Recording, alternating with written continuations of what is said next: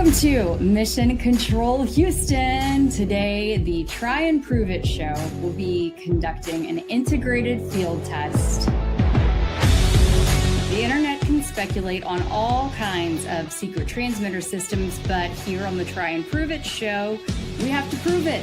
Please set the hot queue to armed. System is armed. T-minus 5, 4, 3, start sequence, 1, 5. Now no longer pressure. Hello, and welcome to the next episode of Try and Prove It. Tonight, we are going to be discussing one of the most important aspects of this case as we investigate it, and that is the video footage authenticity, the chain of custody, and whether or not we can trust what we see in the video footage. Kelly tonight will be presenting some observations she's made and some question marks she has about particular aspects of the video footage. And I will later be presenting some research that I've done on how video compression works and why it might matter. I will not be presenting whether or not I think this is fake or that is fake. I'm just going to be educating to the best of my ability. I'm not a video compression expert, but I'll do the best I can. And Kelly is not saying that they're fake, I don't believe. She's just going to be presenting some questions. So that's what we're working on tonight is, can we trust the video footage that we rely on so much? We're not answering the questions, we're just asking questions. Kelly?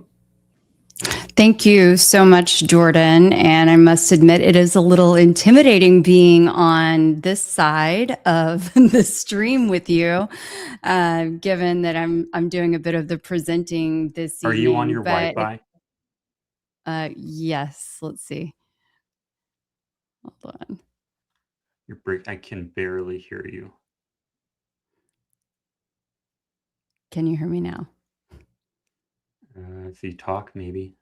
How about now? Thank hear you so you, much, but you're Jordan, still for having me. Is buffering a this little better? bit. You're still buffering it. Can you give us a 5x5 or some comments on whether or not Kelly's coming in okay? Perhaps it's just me. Everyone, Okay, they're saying I that they can see hear you, so it might just be on my end. Okay. I'm loud. Okay, well, thank you so much, Jordan, for having me. I'm excited to be here and a bit intimidated to be on this side of the show this evening because I am presenting something that's been on my mind for quite some time. And I am looking forward to be able to let you and our viewers in kind of on some of the behind the scenes work. So hopefully we can all figure this out together. We'll be focusing on 4 clips. I've tried to keep it relatively tight and narrowed things down. We're going to look at clips that are from the main Charlie Kirk archive, from the early Utah Valley University footage surrounding the shooting. Now, the goal is not to declare a final answer, as Jordan mentioned, but to show you guys visual anomalies that raise legitimate questions about whether the video could have been processed, altered, or otherwise manipulated before the public saw it. And as you'll come to find out, I have really legitimate concerns, not only visually as to why that may be the case, but also based on the school's track record. We've got a lot of questions that need to be answered. A central point that has received too little attention here is that UVU is not simply a university where an incident just happened. UVU, here, I'll start over. Let's see, since Jordan's out of the chat for the moment. A central point that has received too little attention at this point is that UVU is not simply a university where an incident just happened, but it has a publicly documented research in which students generated deepfake audio and video to test whether viewers could even detect synthetic media and whether those deep fakes changed political attitudes. Oh, hey, Jordan. Can you hear I'm me back. now? We're good. It was mine. Sorry. We're good. Perfect. So this matters because UVU is an institution with demonstrated deep fake capability. And that capability sits alongside UVU's Center for National Security Studies, which explicitly focuses on intelligence, cybersecurity, and emerging technology. So this stream is not making a definitive claim that the footage is a deepfake. I want to make that crystal clear. But the more precise claim is that the publicly circulated clips contain anomalies that deserve a forensic review. And the institutional context at UVU makes this deepfake question impossible to dismiss just out of hand. The audience should keep in mind two things at the same time. First, compression, stabilization, masking, platform re-encoding. As Jordan will tell you, I'm sure, about many of these things in a bit, all of those re-encoding type things, they can create strange artifacts in viral video. Weird things happen to video. We've heard that about bullets. I suppose the same thing can be said about video. Secondly, synthetic or composited media is now realistic enough that lawmakers, researchers, and national security institutions treat it as real public information threat. UVU's Herbert Institute, Smart Lab, and the Center for National Security Studies held an election integrity deepfakes forum focused on whether people can tell authentic footage from manipulated footage and on how deepfakes actually influence public perception. This was in 2024, just 1 year before the CK event. According to reporting on that work, UVU students themselves created the deepfake video and audio used in the study. And at least one researcher said a convincing deepfake could be made on an ordinary laptop using free tools. I've done a little experimenting myself and found it rather easy to alter videos, tinkering around, and with maybe an app that costs a couple of bucks, make something in a couple of minutes. UVU's research study summary stated that AI-generated media can influence perceptions in ways comparable to real media and frames synthetic media as a serious election security concern. Isn't it interesting how all of this ties in as well to the political sphere? That means that viewers should understand the broader context very clearly. This is a university with both the technical familiarity and the institutional framework to study, generate, and analyze deepfake media in politically sensitive settings.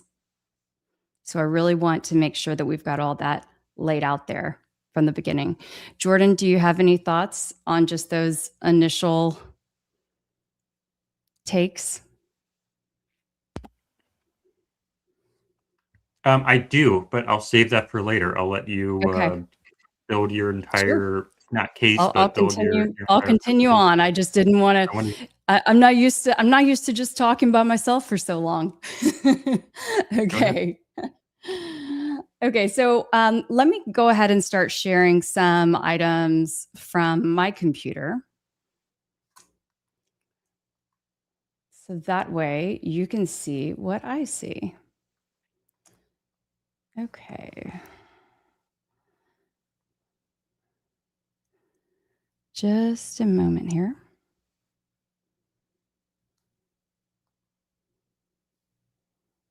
On this show, we give people the freedom to have a lot of time to speak and make their case without interruption. That's what the show is about. We don't do crosstalk. We don't do drama. We don't do shouting. What we do instead is we give the person time to present their entire case. Yeah, thank you And so then we much do a for little that. bit of back and forth. That's right. That's right. Okay, so we're going to start right here. So this you will see is a clip from which I'll play this in a moment, but this is a clip that was posted by Alex Jones. And I'm sure you are aware of him, a leading conservative commentator out there with a massive following. This was posted less than 2 hours. It's adjusted. This is Central Time, so 3:19 p.m. So less than 2 hours after the incident. And now I did notice that he said watch enhanced video of Charlie Kirk being shot in Utah. And I just want to stress again that this analysis that we're doing is viewer discretion advised, and this is for research purposes. And is that a good enough of a disclaimer? I hope. I'm not going to go too far into it, but I do want to show you that even I guess I can come back to, because I do stop in my I have it saved into CapCut that I can show you how it ends up playing out. But this clip that was even posted by Alex Jones is questionable right from the jump. And this is one that came from a you would assume a UVU student, but certainly someone who was in the crowd, and a video that was later uploaded to that Charlie Kirk directory archive that most people were citing with through as they were scouring for videos and doing their analysis over the last 7+ months.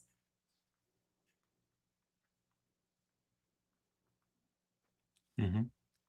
I may have to, I think that'll be enough from this. So I'm going to switch over to a different app now. Okay.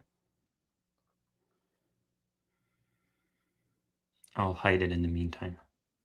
Okay, thank you.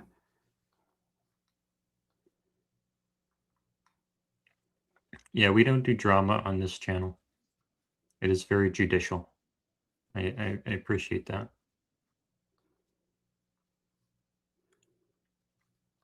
Did I miss the clips? I don't think so. I don't know Nope. what clips. Okay, here we go.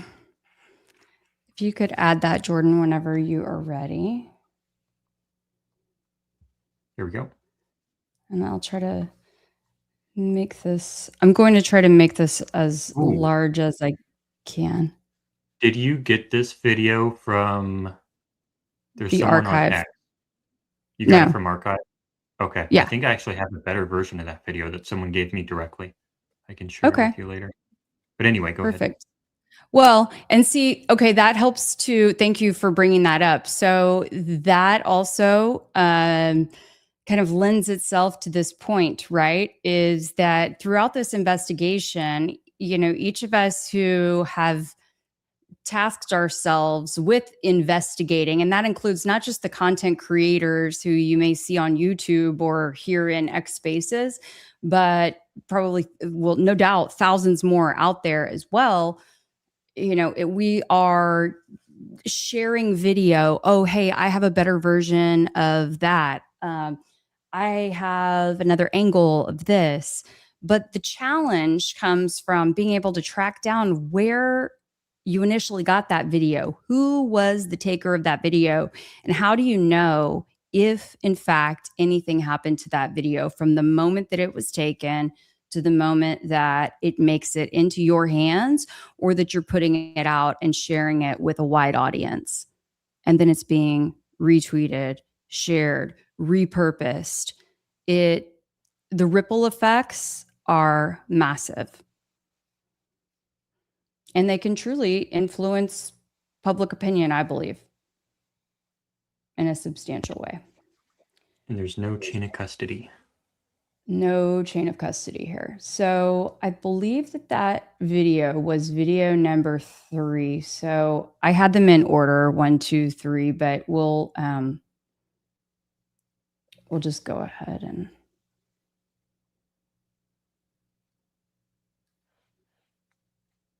well, actually, it would have been nice for me to show you guys directly in the Alex Jones video, but maybe we come back to that in a minute if I have time. I think I'll be able to prove my point throughout this. Let's just start at the beginning of these.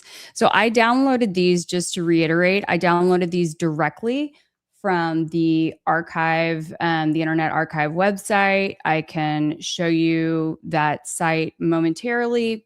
I don't want to, I don't want to stray too far. I apologize there for not being able to show you exactly, but we have to be a little bit careful when we are showing these videos online again, or in the YouTube stream again, to avoid certain visuals, if you can read between the lines and know what I'm saying there. Okay. So in this first clip, it's going to be at regular speed, and I'm going to try to stop it. I just want to play it through, and I want you to keep an eye. I don't know why hopefully it'll be okay. But yeah, I'm going to play it through once, and then we'll go through and look at it a little more closely. Here we go. Not counting gang violence. Great. Okay. So if we, there's so much to unpack here. All right. In this clip, and a lot of this stuff, you guys, takes hours on hours of staring at a computer screen and looking at it with my, face really close against it. It's not cute. Okay. This is how, as they say, this is how the sausage is made. But I, again, wanted to really take you behind the curtain so you can see what I'm concerned about. Okay. First of all, I think that in this clip in particular, we go from here, nothing. Well, actually, I just have to call attention also to, and Jordan, I know Jordan probably, well, I believe Jordan might feel this way too, but the way that Charlie closes his eyes beforehand, it's as though, and to me looks like he braces. It always bothers me, but you can just really, really, really, really see it right here. I see Aaron Christopher in here saying, is the video unavailable to anyone else? No, this is available to everyone. And you can make sure to put the link to the archive in the video description after we're done with the stream. But you can go through and look to your heart's content, okay? You can download these videos and analyze as much as you desire. And let us know what you think. We don't know how old you are. If you're underage, if you're like 8 years old, please talk to your parents first. We have no idea. Thank you, Jordan. Thank you. Okay, so we're going right away from this frame, very next frame, this shoot up right here. I'm going to widen out this timeline too, so we can see a little bit of the audio as well. I tried to make the audio. Okay, so in this one, I feel like the sound is very, very fast. Not a lot of echo. Yeah, and the shirt goes up pretty high immediately. But you can see really how blurry instantly. Sorry, I'm pointing to my screen, but you can see how you can see there you go. You can see my mouse. So you can see how blurry his face is. And some might say it's because of movement. But as I go on, I would like to make the case that the blur is intentional, and it's in an effort to conceal some things. I even notice here how the letters on the shirt, and this will be a consistent theme, that the letters on the shirt do funny things.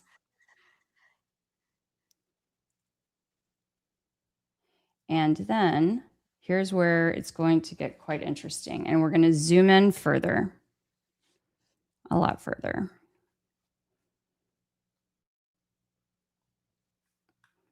If the computer will let me. If not, I have it pulled up too, and I can zoom. Okay. Can you But I guys, want you to control. are you guys able to see that? How I'm just shuttling back and forth here. So let's see. Let me see if I can put all right. Maybe if I put my mouse there and then go, maybe that's a good way to show it. Okay. Can you not adjust the Move scale? my mouse down a little bit. I think you have a scale control. I thought that it was zooming in, but oh, there we go. It wasn't a moment ago. Okay. Here we go.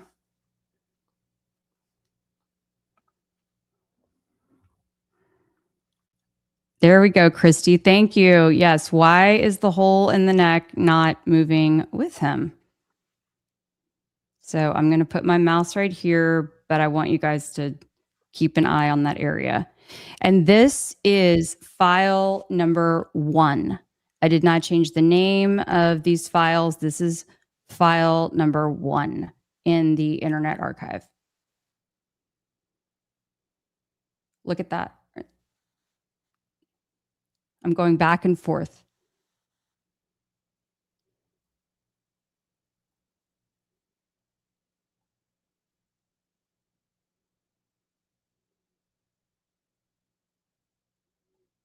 That's weird. Does not make sense to me. Does not make sense to me. Then, okay, I'm going to zoom a little bit further out. There's so many little anomalies. I mean, I guess we'll just call them anomalies, because at this point, I don't know what else officially to call it. So we'll call it that. It does right here look like a little something questionable there, but, and I know we're getting into dangerous territory, Jordan, so, but this is important, so I'm willing to risk it. Okay, you guys? I want you to keep an eye on this part right here. I think that this is very important to see what the stuff does. Also, hey, where'd the F go? Where did the F go? It almost looks like there's like a dot of the F right here, but where'd the F go? And it kind of looks like his hand is looking a little carved out, kind of funky there. Okay, back to the business. Now watch this. Oh, okay. I think I maybe let it go a little bit further in this one when I slow it down. Gang violence. Oh, I forgot another fun part of number 1. The way he says violence. Here, first we're going to look at the spots. I'll try to stay focused. You guys, sorry, I get a little excited about this stuff because I've been wanting to talk about it for a while, but I've been nervous to talk about it. And Jordan had to kind of push me onto the stage tonight. Trust me. And I love my life, by the way. I love my life, everybody. I love my life. Okay. Here we go. I was muted. We need better laws around that. Yeah, for sure. for sure. Okay. Okay, so now watch. We're going to watch this area right in here. Again, look, something about this shirt looks funky. You start to see these pixelation spots. Even this starts to look wonky right here. A little questionable. Okay, but check this out. Watch right in here. Sorry, I'll try to keep my mouse in the right spot. So, okay, if the stuff is coming out of his neck, how's it gonna go like that? Make the semi-blurry spot. It's gonna stay there for 2 frames. Look, can you if you can see my mouse? So it's my mouse is here. Or excuse me, my this area down here. Okay, that's where you can monitor how I'm clicking through frames. So we'll call this frame 1, frame 2, frame 3. So they kept that for 2 frames. Frame 4. Oh wait, now it's sorry. Now it must be frozen now. Hold on. At least there we go. I'm being fair. Okay.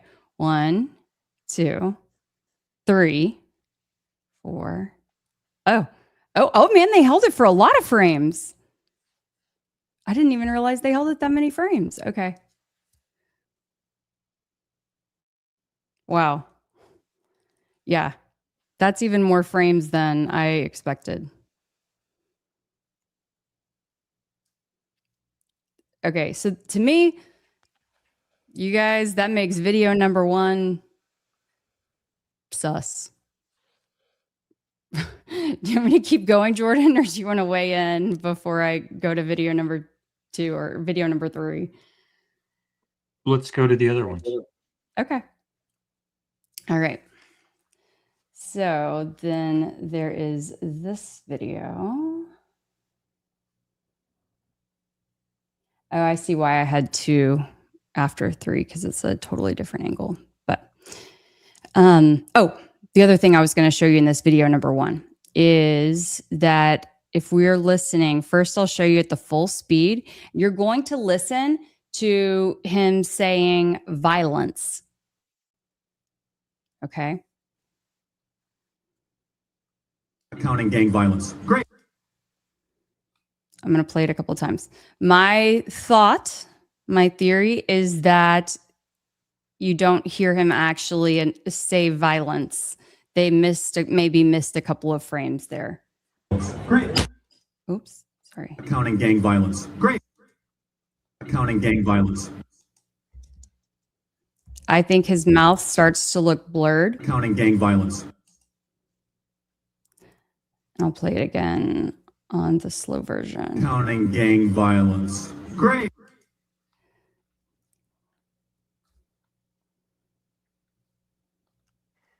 Gang violence.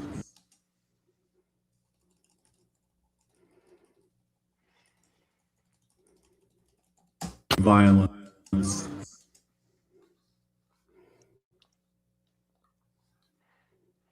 I'll play it one more time. Violence. Gang violence. And I see the blur there. It doesn't look like he's finishing his word. Gang violence. Violence. Great. And you'll notice how fast that happens.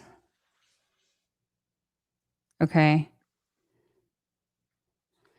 Versus this one. America Okay, here we go. over the last 10 years. Let me make sure I've got us lined up here. Okay, we're going to keep, that's interesting. I see that poking out right there at the bottom. That looks kind of pronounced in that moment.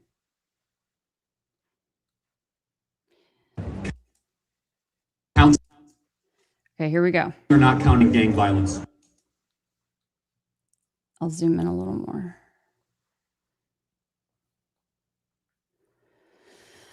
But I think also his face is starting to look, yep. We're not counting gang violence. Great. This one is pretty bad.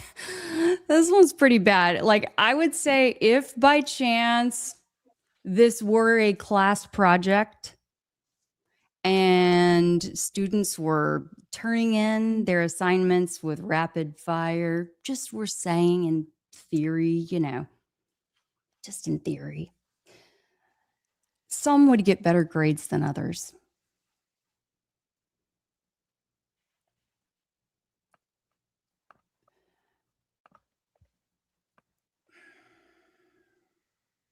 Okay, I'm gonna.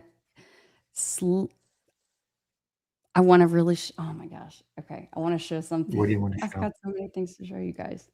Okay, I'm gonna widen out this on the timeline. You doing okay over there, Jordan? I'm doing fine. All right, awesome. Let's keep going. Okay, and so again, you guys see how oddly blurred the face is. How oddly blurred the shirt is. Okay. You can spend so much time you can look at different aspects in some of these, even the T on the turning point, some of these other things, they start to blur and distort. But I'm trying to really, I don't want to get too bogged down. So I'm trying to just keep it focused, right? In one frame, we go from here to there. Look at this. Here to here. Here to here. Okay. And then, I mean, look how blurred the face became. And then the letters, they're going to go all kinds of out of whack. Now we can see the crease here in the shirt, but I do feel like we totally lose the microphone for a long time. Like, look how long we've lost the microphone. And I think, you guys, I think this is part of why the debate has gone on so long with the microphone and all of the other things. Why so many questions have been had about all of this. But again, this video, in case you're just joining us, is coming straight from the Internet Archive website, the Charlie Kirk Archive, that everyone was initially downloading the crowd videos from. Now, I say initially, we can go look at it in a little bit. It's going to say when the stuff was submitted. We can take a look at that in a bit. But any of you can go download it yourself. But let's look, right? You see the mic. Then that's basically the last you're going to see of it for several frames. You're not going to see it.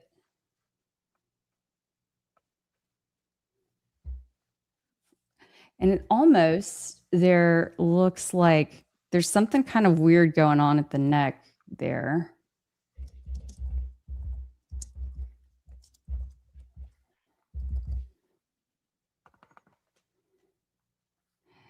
I mean, we've kind of lost some ear there. We've lost some ear here. We're blurred out, like, and pixelated like crazy. I mean,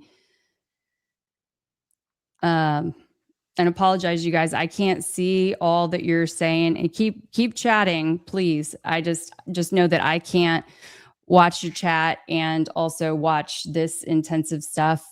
So I'm not ignoring you if you're saying anything. But There's a lot of support for you in the comments, Kelly. Okay, good. Thank you.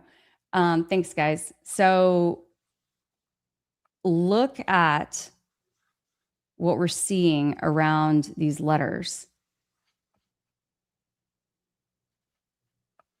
That seems very sus to me. Okay. There's a lot to dissect with this one, but we're going to keep moving.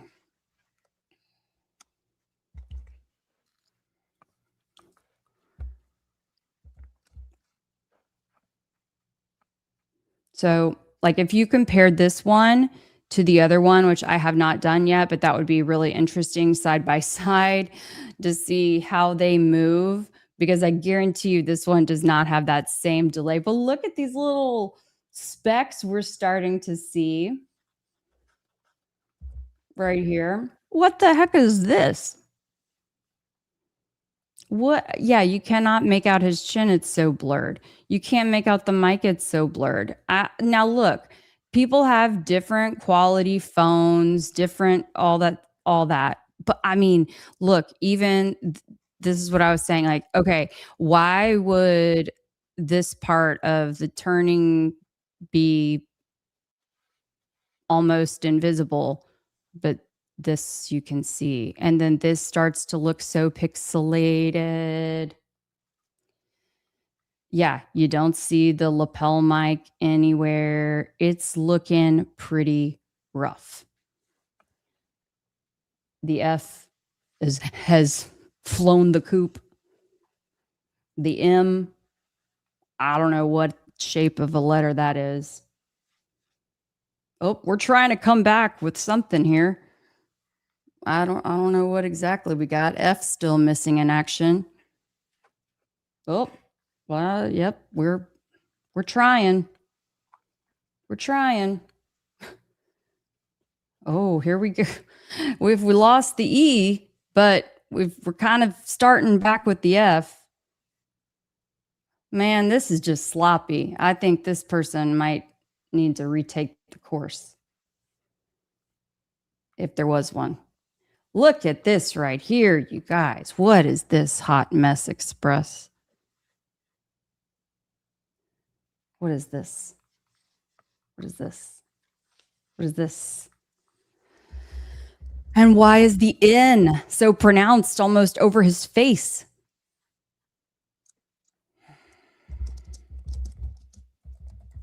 I have a lot of questions. And at the end of the day, I want to understand who uploaded these videos and why. That's not all with this little video here. I'm going to have to play that now for you again. I'm going to zoom out this time. This time we're going to listen. Okay. It may take me a couple of times to get it right, so bear with me. Oh yeah, I didn't realize it was still playing so fast. Hold on. Okay. All right. So we're going to play through real fast. Actually, I'll go ahead and slow it down a little bit.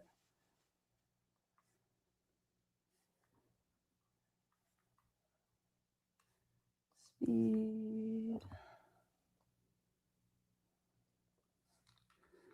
Okay. Over the last 10 years. Counting or not counting gang violence? Great. Now, you might not initially catch it, but when you watch it slow, folks. Violence.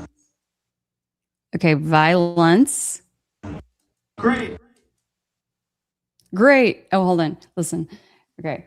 So right here, this, and you can see, let me make the sound waves bigger. This is before you even hear it. Now, maybe Jordan can tell me about the speed of sound, whatever, but like, I don't know. It's bothersome to me. The sound doesn't even happen until a couple of frames later. Mhm. What do you think, Jordan? That's in every video. That's in every video. It's always Yeah. not sequenced right, and that's not explained by speed of sound. I think that's just a sequencing error in the computer. I mean, but why does my cell phone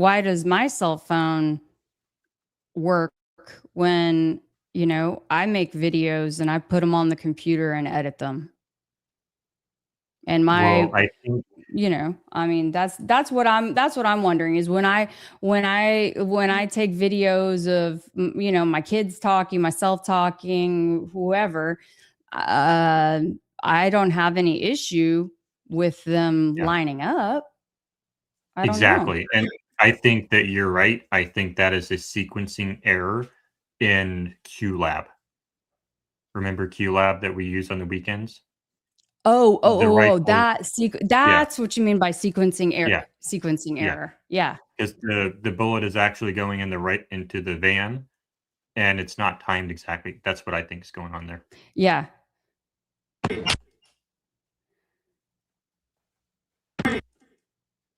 Like, look, if this video was legit, which I think we've already pointed out several reasons to question it, but if it was legit, why is the sound so off?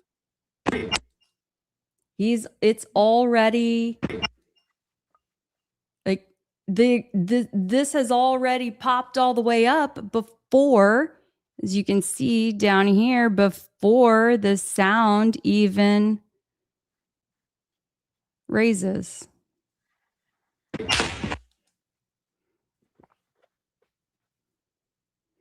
Back to the ripples in the abdomen area. Do you know, was that in this video or was that in the previous That was one? just now. I think they're talking about what you have up right now. Oh, okay. Great. This, maybe? Yeah, I think so. And let me click on this part too.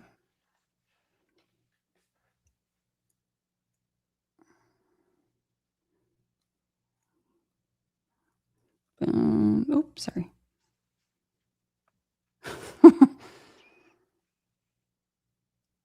Ugh. Come on. It's trying to catch up.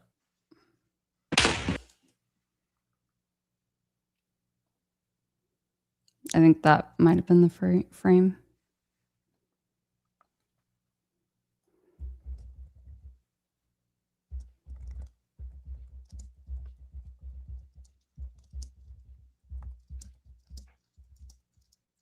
So this is why, just another example, I guess, of why every single thing, nothing can be taken for granted at this point. We have to scrutinize every single thing and understand the source of every single thing. Like, here, I mean, this is another weird oddity. Okay, let me zoom in here.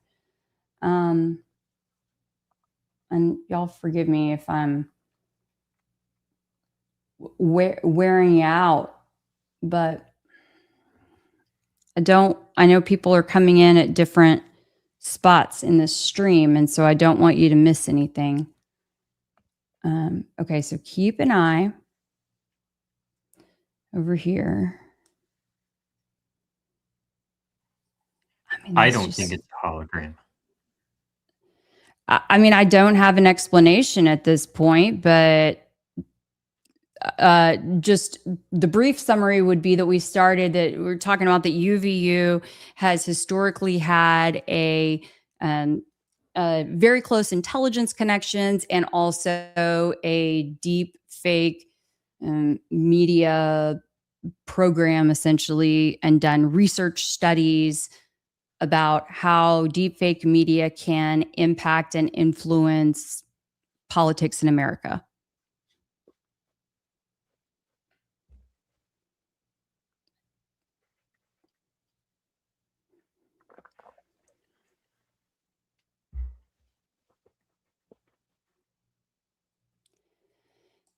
When you look at some of these, it's very interesting to me that the video will stay absolutely still for, say, 2 frames, 3 frames even, and then all of a sudden make a big jump.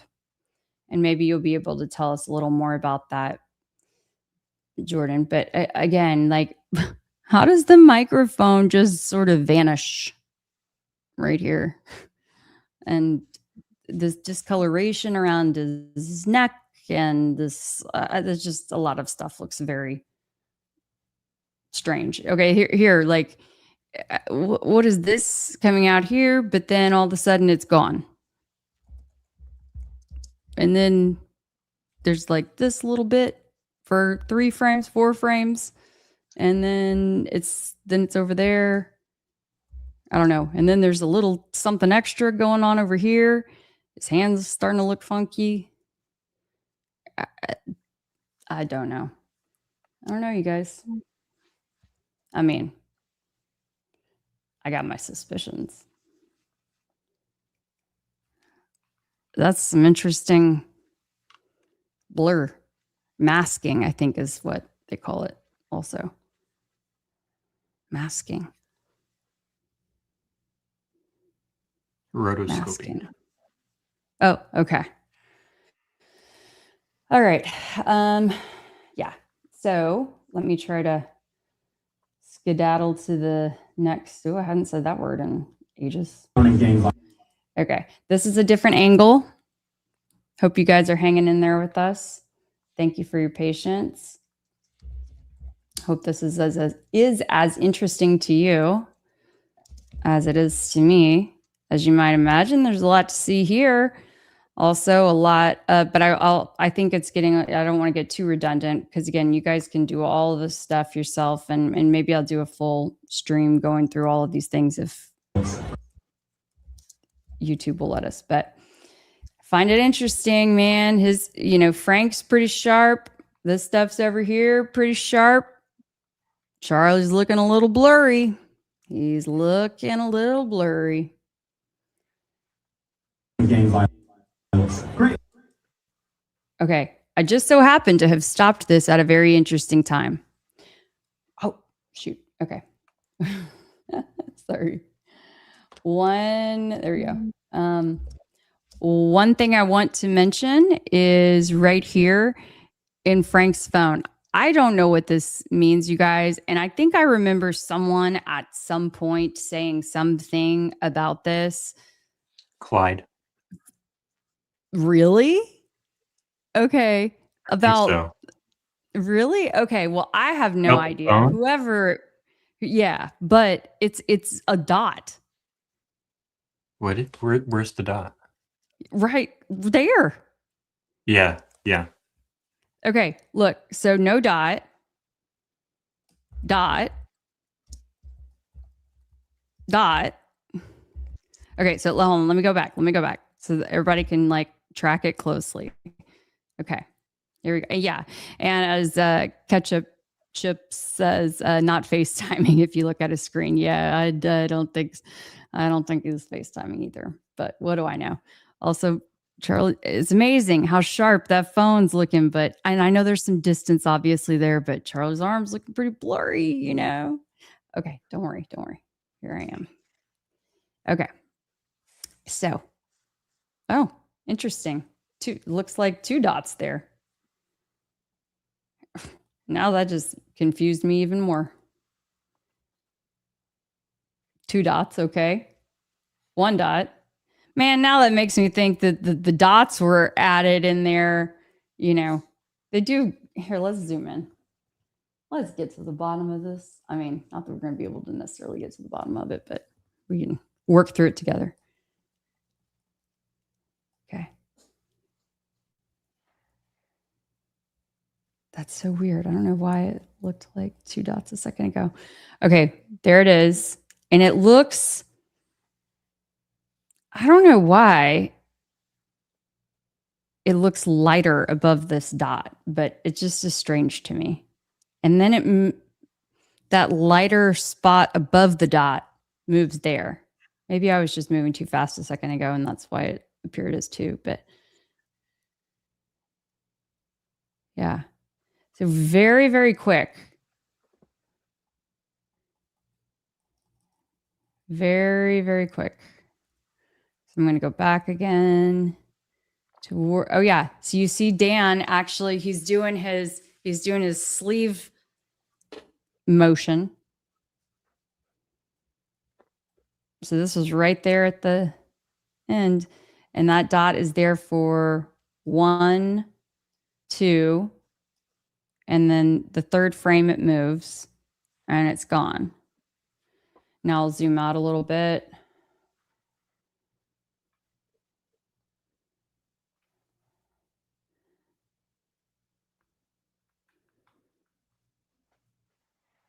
So you can see that again. Great. Sorry, I need to zoom out more.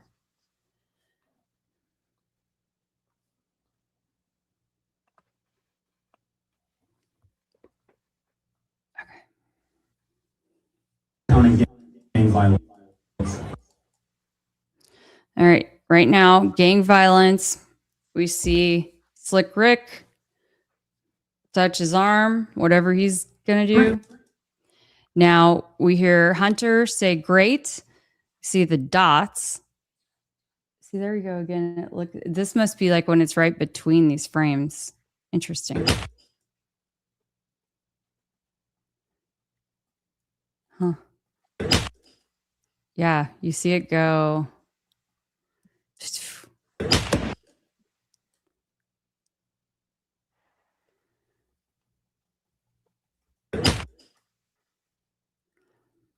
But what's also weird to me is that, you know, it seems like a delayed reaction almost with the crowd.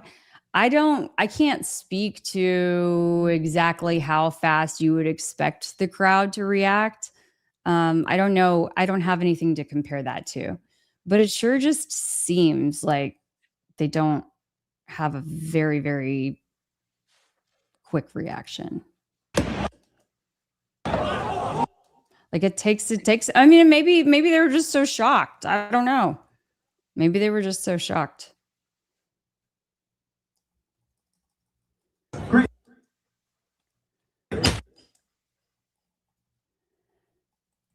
But I cannot help but wonder if that little dot was added in there after the fact, if it's related and relevant to the investigation, or if it was added in there after the fact to send people on a wild goose chase on that theory. I think both options could be at play. Oh, I know what else I wanted to show you guys with this video. This is the infamous video, if you remember. I know it may feel like so long ago, with the chair. Jordan, did you ever look into the chair situation at all? That seemed to melt into the other, into the little, I don't know, was that a table there? I mean, I thought he was just standing on top of the platform. Like, I don't think this is possible. And when you do really get in there close and look at this particular video, it just doesn't make sense. Sorry, guys. I'm trying to get in the right spot. What's that? I think it's perfectly. I don't think it morphs through anything. Well, I don't know. Can you show me where it morphs? Yeah. I'm just trying to get into the right position. Sorry. I'm too zoomed in, and it's taking a second to adjust.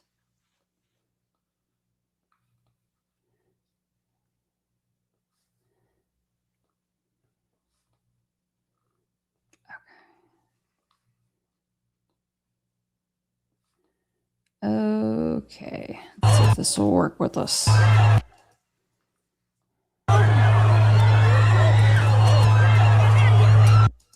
All right, here we go. Now I'm gonna zoom into it. Okay. I was not a believer in the chair thing, okay? But now I just want you guys to take a look at it, see what you think. Okay.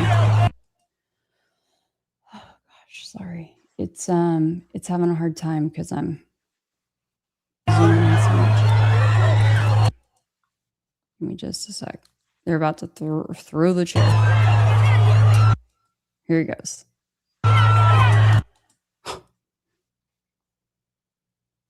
Now look at that. What about it? Well, the chair is going through the like What is it going through? it looks to me like it's going through the table. Which part of it is going through the table? The whole thing, like this part. The leg and half of the plastic.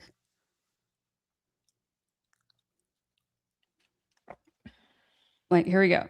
Slow.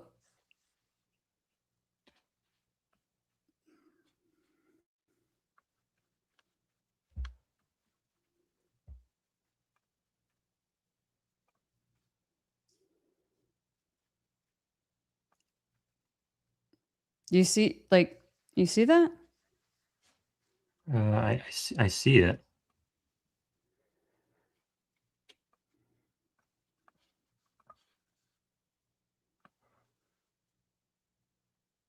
I have the other version of this. I think is a little bit clearer. Okay. Can I pull it up? So, yeah. I mean, we can come back to. I'm on my last. I'm on my last thing. I think this is my last one.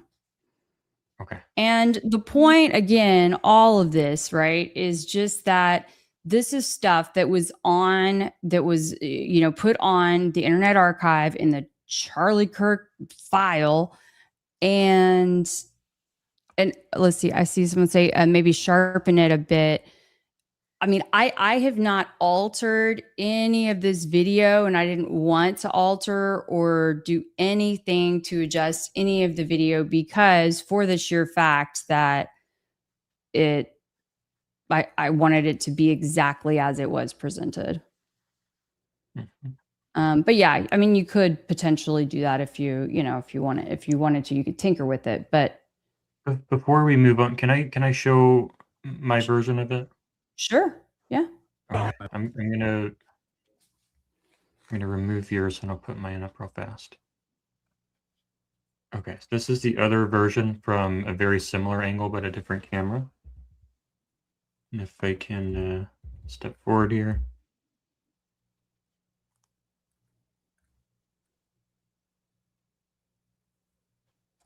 Okay.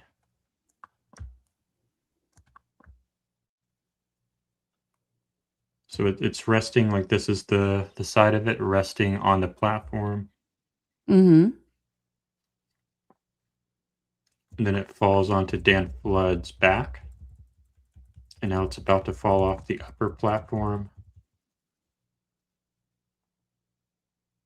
Now it's pretty much falling sort of beneath that platform.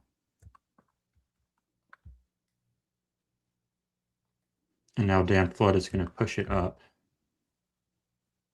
because it's on his back.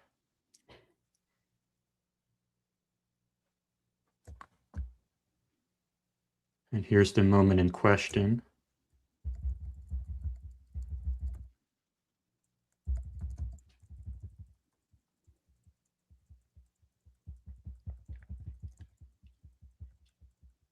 I don't necessarily see that it's morphing through anything.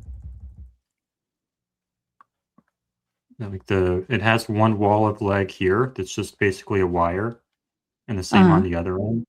This leg is beneath the platform, but this one is going to hit the platform. Now it's hitting the platform right here,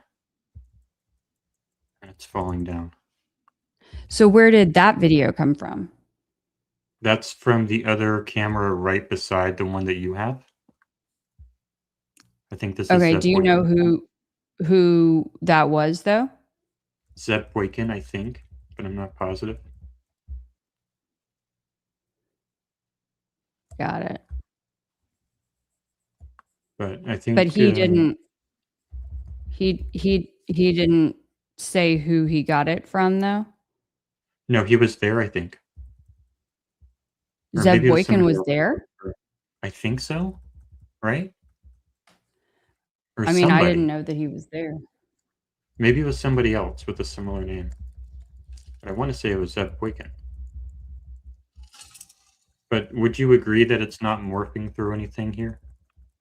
Well, yeah, I would agree. I would agree with that quality of video, yes. But I'm wondering when that video came out and who took it.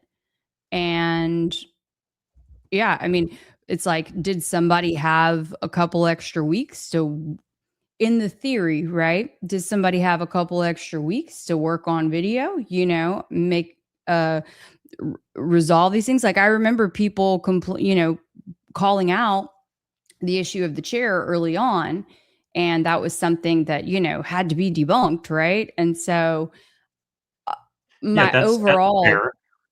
I can't argue with point that. is just like, when we don't know the true source of the video, and the longer that it takes for video to come out, I think, and then when it takes a lot longer for that video to come out, the quality is so great and it doesn't show any anomalies and things like that, that should raise questions.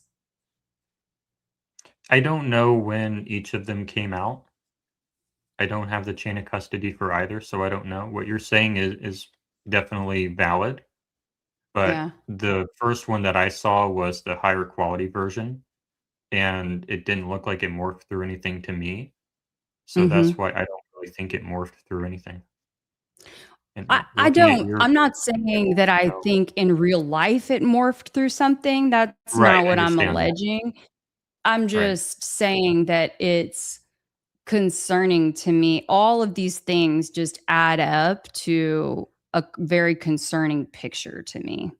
That's Mm. that's what it kind of boils down to. It's good that there's some other better video out there, right? But Yes. I think it's important that we as investigators not just breathe a sigh of relief and say, "Oh, thank goodness I've got pretty video now." We should continue to ask tough questions even I with agree. the pretty video. Yeah, I agree. Yeah. I'm almost done. I'm almost done, you guys. Yeah, go Just ahead, proceed. I don't wanna steal your thunder. You're good. You're good. I'm almost done here. Okay. Let's see. And this was video number 7. So that was video number 2. Again, I've shown video number 1, video number 2, video number 3, and then this one is clip 17, all from the Internet Archive. And this will be the last one that I show, at least for now. Okay, here we go.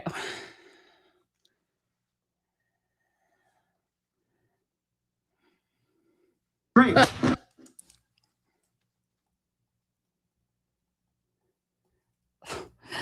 This one, again, I mean, I haven't, oh gosh. Okay, here we go. He's Hunter's saying great, and you can already see this shadow thing. You probably have the proper word, Jordan. You can help me out with that. But I mean, Shadow okay, I'm Steve. going backwards. What in the world, you guys, do we have going on here? So we go from this 1, 2, 3. Somebody needs to take a new masking class. Why would this already be showing this? I don't know. Because the shirt's coming up? Not yet. Not in this video. Not yet. Nope. We got a ways to go before we get there. Look. Like, I mean, it's so we've got the necklace to infinity, or wire to infinity. I don't know, back there. I'm going to go backwards. Sorry. Okay. Now we've got what looks like some kind of bubbling going on here. Still a little bit of sort of bubbling there. Where's the blood in this one? Oh, wait, now it's start. Oh, nope, there it was there and then it wasn't there. And I mean, if you look in this area, I'm going to go back 2 frames. Okay. If you look in this area, the shirt's doing crazy stuff. Okay, here we go. 1, 2. It's like it was there and then it vanished. And then all of a sudden it's everywhere.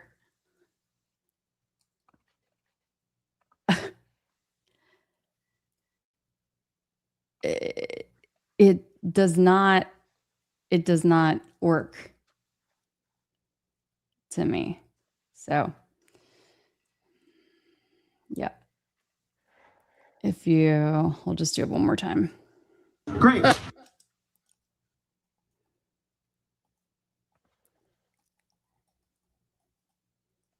This one also shows the back of the shirt going up before the front of the shirt. I wanted to call that out.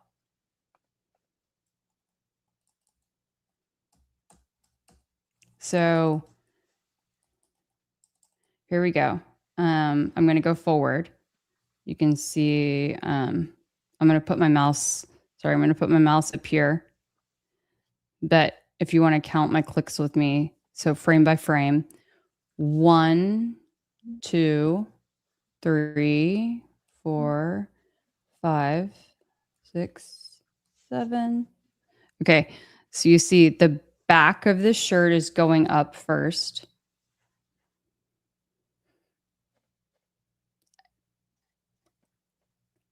Eight.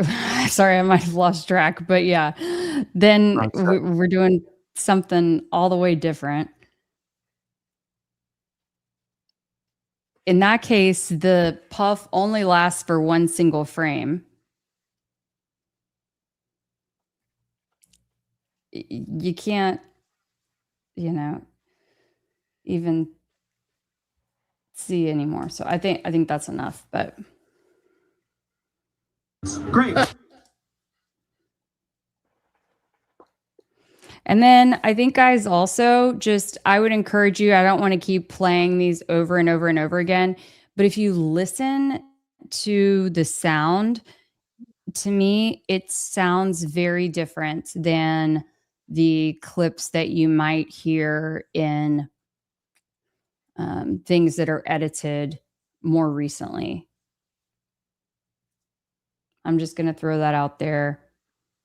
I think you be the judge, but from what I hear, and I'll play this one again. I'll start back up at the top just because it's very, we're just going to keep up here right at the top.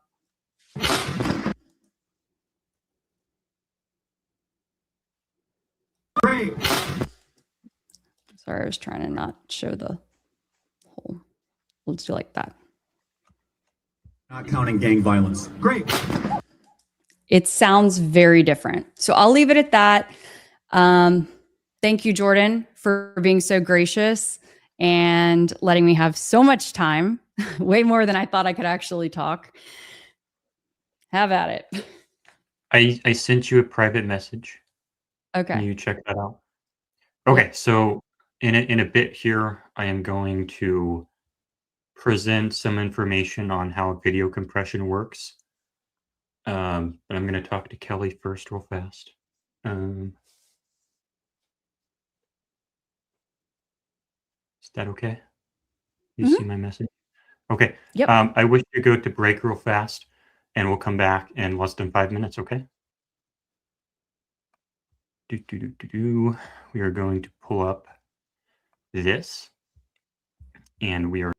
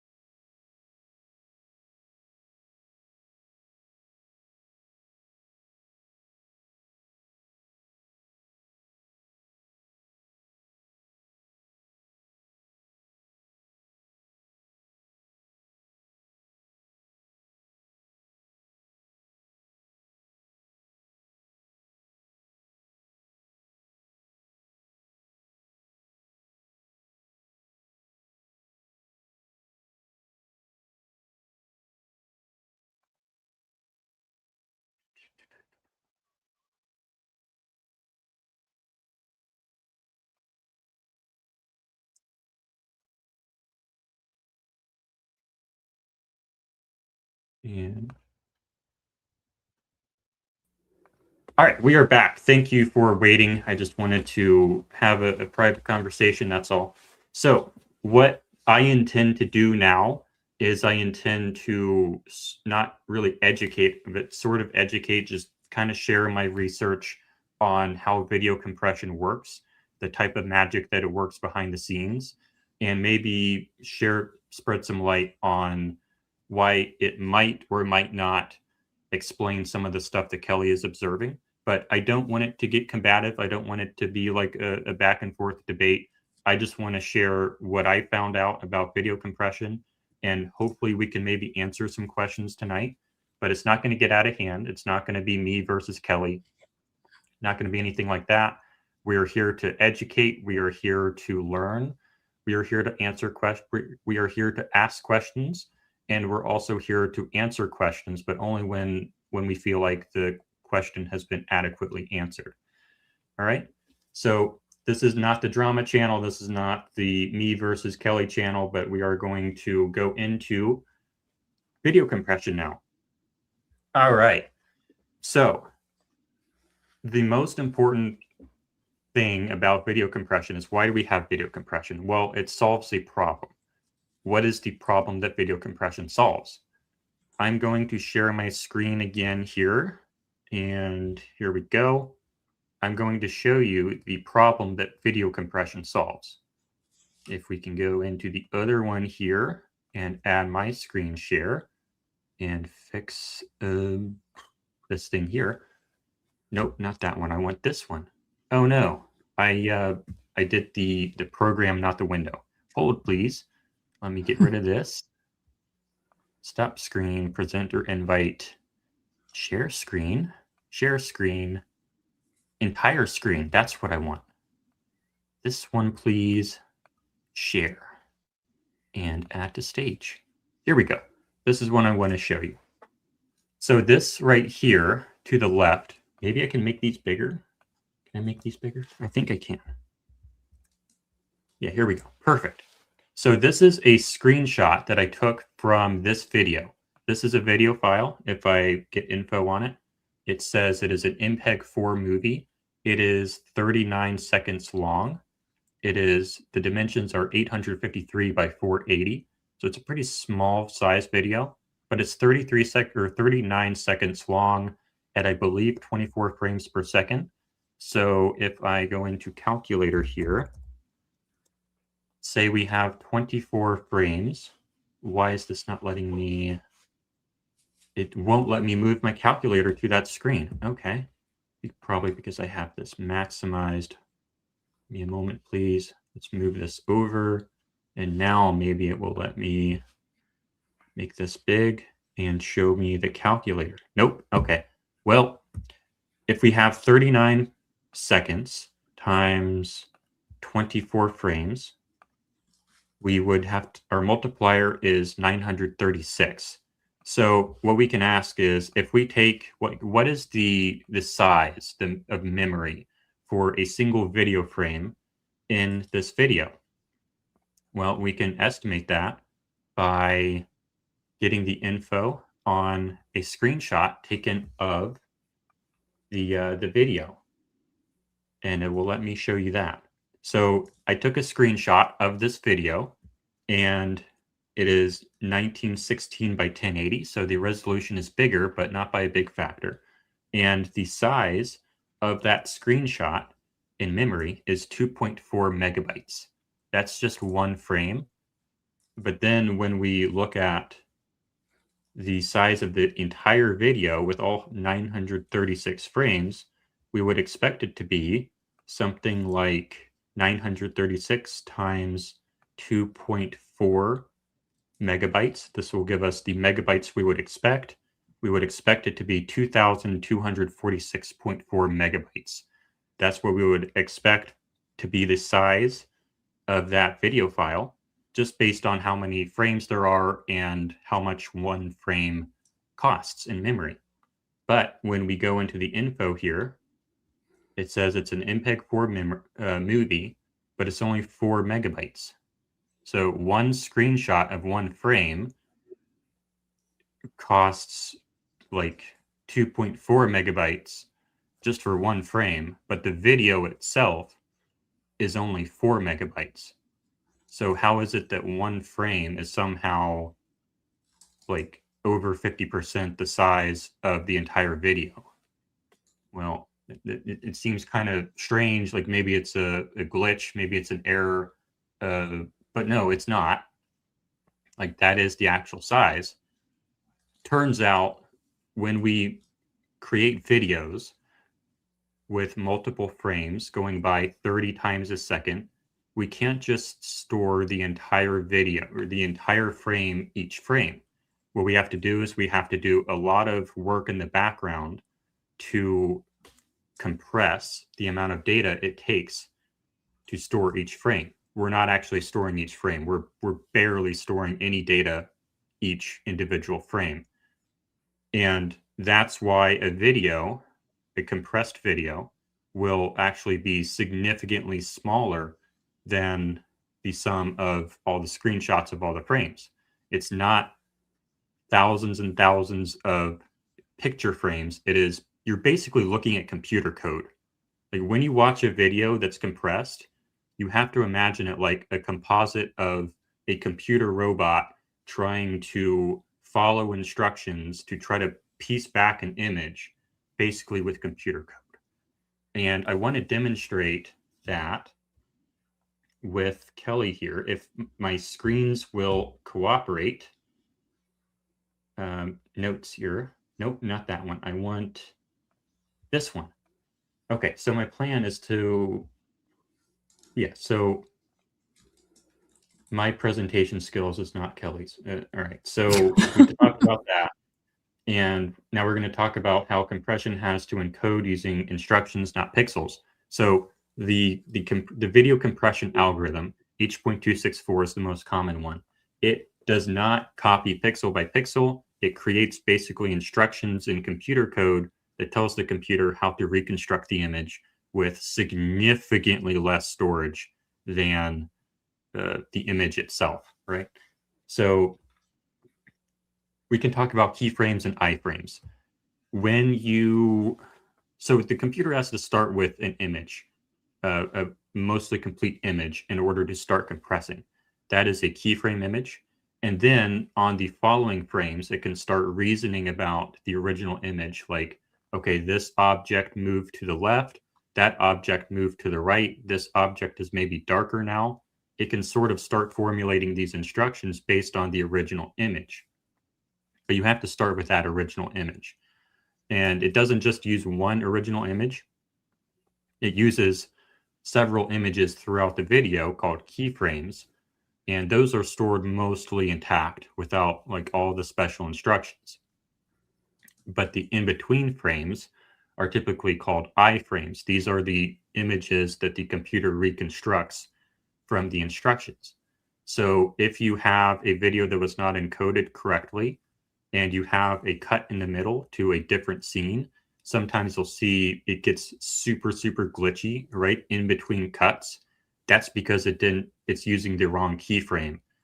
It's taking the wrong image and it's trying to create instructions based off of the wrong image, so it gets super glitchy. That's why that happens. All right, so now we're going to do some exercises or some demonstrations, I guess. I'm going to try to help you guys imagine what the computer has to do.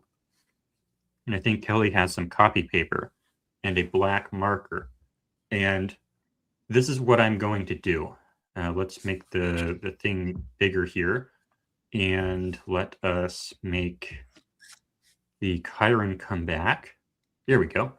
What I'm going to ask Kelly to sort of play the role of the computer doing the encoding. I'm going to give Kelly a list of instructions from which she will try to generate an image. This is not a communication demonstration. Like people will oftentimes do this sort of thing to demonstrate how details can get lost in human-to-human communication. That's not what we're doing. What we're talking about is how details can get lost in video compression. But what I'm going to ask Kelly to do is I'm going to give her verbal instructions on the image I would like her to create. And then, and that's how we're going to kind of see how video compression can lose data over time. Yeah. All right. So Kelly, we're going to use a blank sheet of paper, and we are going to use a black marker. And we want to make sure we don't use anything important for bleed through. Got it. Just one sheet? One sheet for now. Yes, please. Okay. Would it be possible to move the camera down or no? I mean, I can move it. I That's can fine. stand up more. That's fine. You can just share every once in a while. All right. So our image has one. Let me pull it up for. Actually, I can't show. Oh, hold on. Remove, remove, remove. I can't show you that. God damn it. Delete. Stop screen. All right.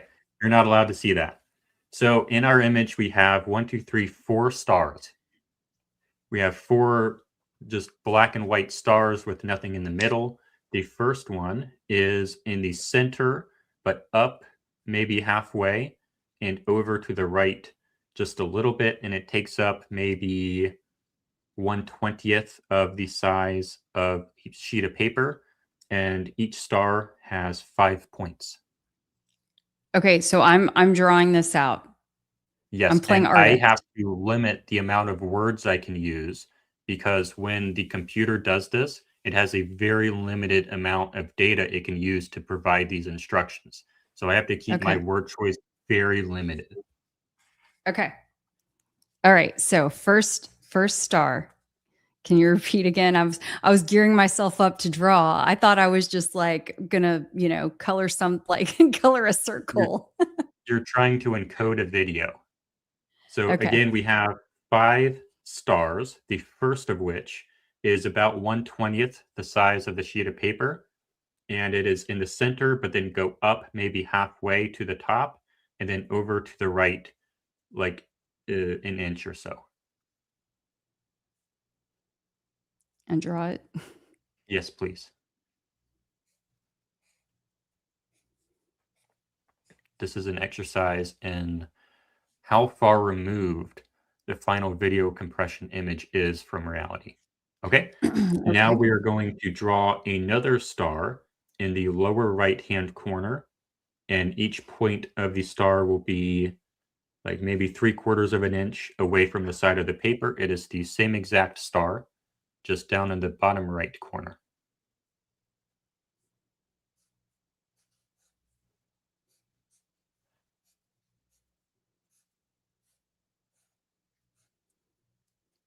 Okay. Okay, now we have 3 more stars to draw.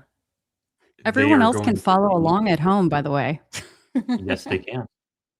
So we have a cluster of 3 stars in the left-hand part of the piece of paper.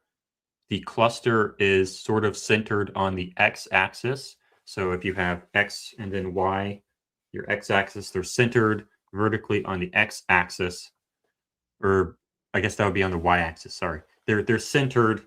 They're in the middle, up and down ways. That's what I'm trying to say. The cluster is. We have 3 stars. The one in the bottom right is Hold not on, wait. smashed. Can you rewind because you threw me off on the X and Y and then flip-flopping that. Okay, up and down, they're centered. Yep. So they're not low, they're not high, they're centered. Okay. Okay. And then look at the center star and the left side of the paper. They're also centered between those two. Okay. And it's a cluster of 3. The one in the bottom right-hand corner is not smashed. The one to the left and up of that is smashed this way. It's smashed this way. And then Okay. the one above it is a little bit smaller than the other 2, but it's smashed this way. Okay. Can you repeat that as I'm drawing the last part of those instructions as I'm drawing? I think I have it, but I just I ran out of data. got it. Okay. Okay.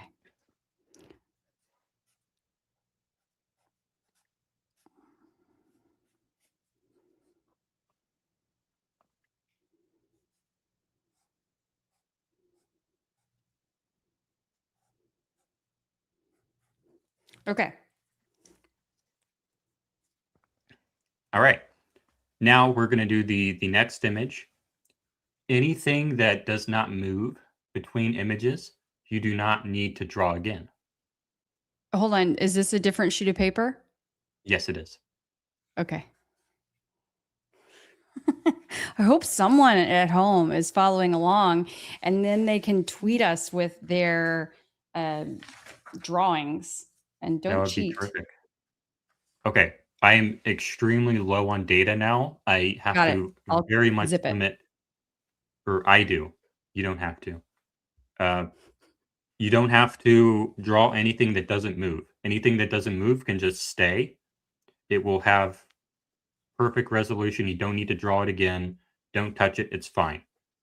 But the little star, it just moves down an inch.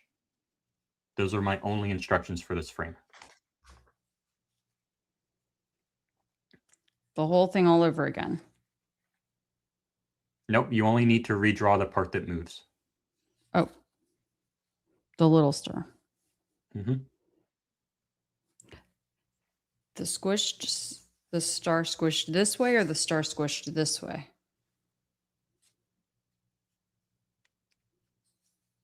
You I ran can out of do data. the motion. I You can ran do out the of data. motion. I ran out of data. Well, upgrade. I can't. We're going to lose quality.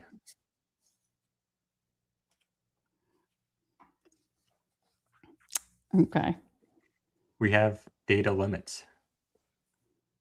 The more things move in the frame, the less data we can give to each part of the frame.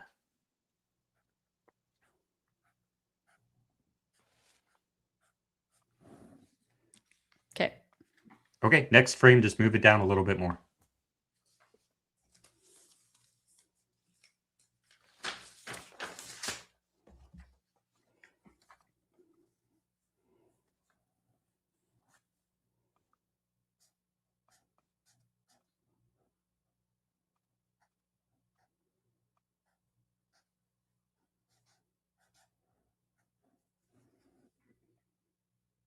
Okay.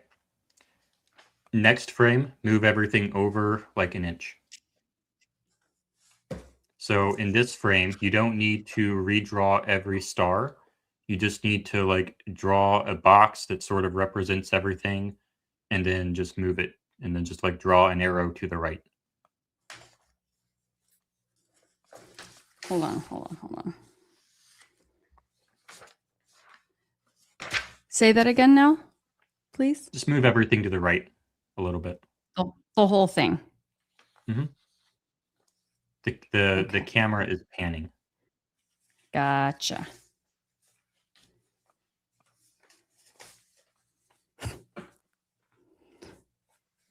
Tell you what, a computer is a whole lot better at this than me. There are some very smart people who work on this code.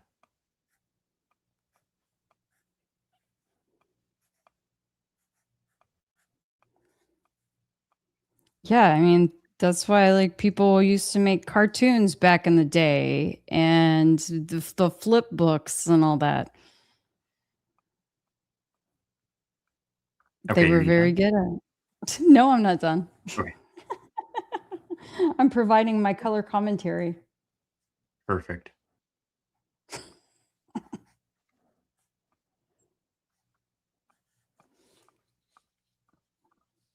Oh, I forgot to move it to the right. You're just drawing a little square and then just moving it to the right. A square. Or just to represent, you don't need to redraw every star because that takes up too much data. You Oh, just need to represent that they move to the right. oh, So like we don't have the space, we don't have the storage to redraw every star. got it. Just need to tell the computer that it moves to the right. Because those PNG images are extremely heavy. Got it. All right, we're going to start on a new video now. The camera is going to cut to a new scene. In my image, I don't expect you to draw the entire scene, but draw like a very rough light colored. I guess you can't do light colored. That's okay because you only have a Sharpie. But imagine a scene of a mountain in the distance in front of a pond, and maybe just draw like the outline of a mountain on top and then mirrored beneath it on a pond. It can be super rough.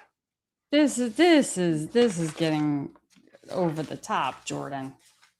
We're almost Okay. done. Okay. It can be like a stick figure. All right. You lost me at mountain. All right. So what are we doing again? Mountain and There's a mountain in I'm front of a having lake. flashbacks to like art school or not art school to art in school in like junior high. So You're standing in front of a pond, and there's a okay. mountain behind the pond, and you can see the mountain Okay. reflecting in the pond. Like Rick Cutler standing. Yeah, okay. I can see this. Yes, sure. Few weeks after the incident. Yep. I've got that idea in my mind. Perfect.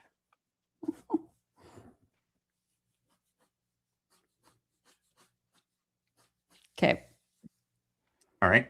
And then draw a circle sort of to the left of the center line, left and right, sort of in like the first third of the image, a little bit up. And the circle is maybe 1/3 the height of a piece of paper. Okay. You said on the left. Yes. Is it fully within the frame? Yes. It's about 1/3 the height.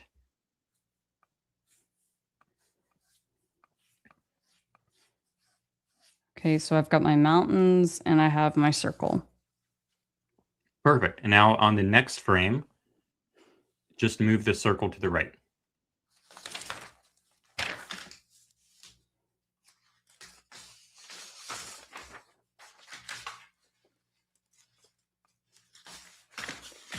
Needed a whole ream of paper for this project. Not quite. We have realistically 1, 2, 3 more to go. Okay.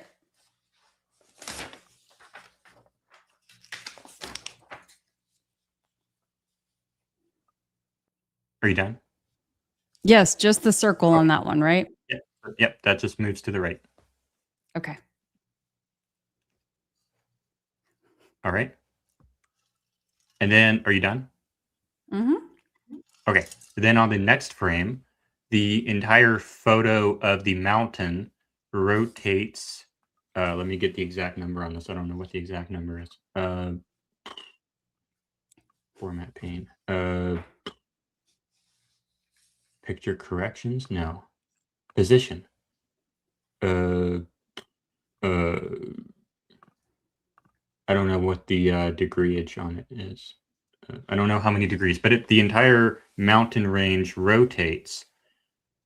I really should have the degrees on this, but I don't think you're going to know the degrees. Here we go. It rotates by about 15 degrees clockwise. The entire mountain range does. Okay.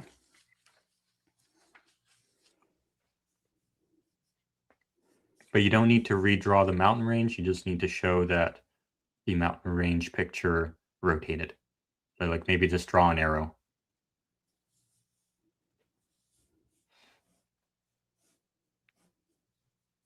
Okay. Okay. And then the circle in that frame also moves to the right a little bit more. In the same frame. In the same frame in the same direction. Gotcha.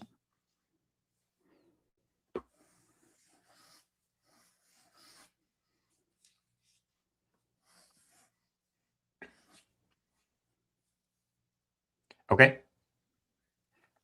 In the next frame, this is when the shot goes out, when all the people start moving a lot, when Charlie starts moving a lot. So we're going to have a lot of motion in this one, but I still can use only the same amount of words to describe what's going on.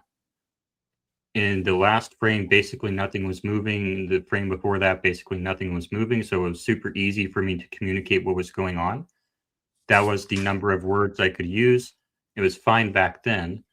But now in this frame, we have a lot of stuff going on, but I can still only use the same number of words.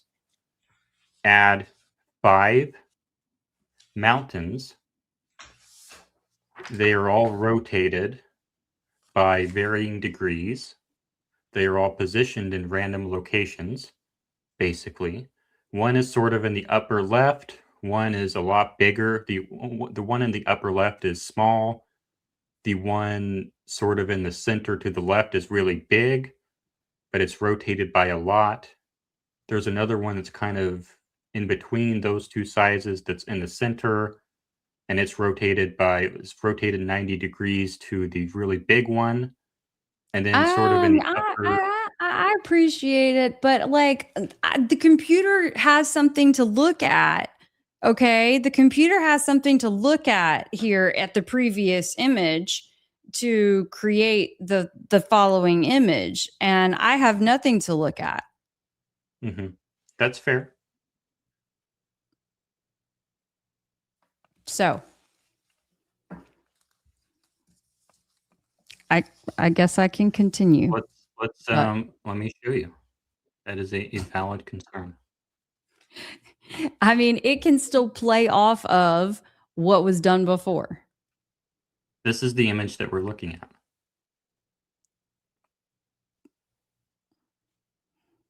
And then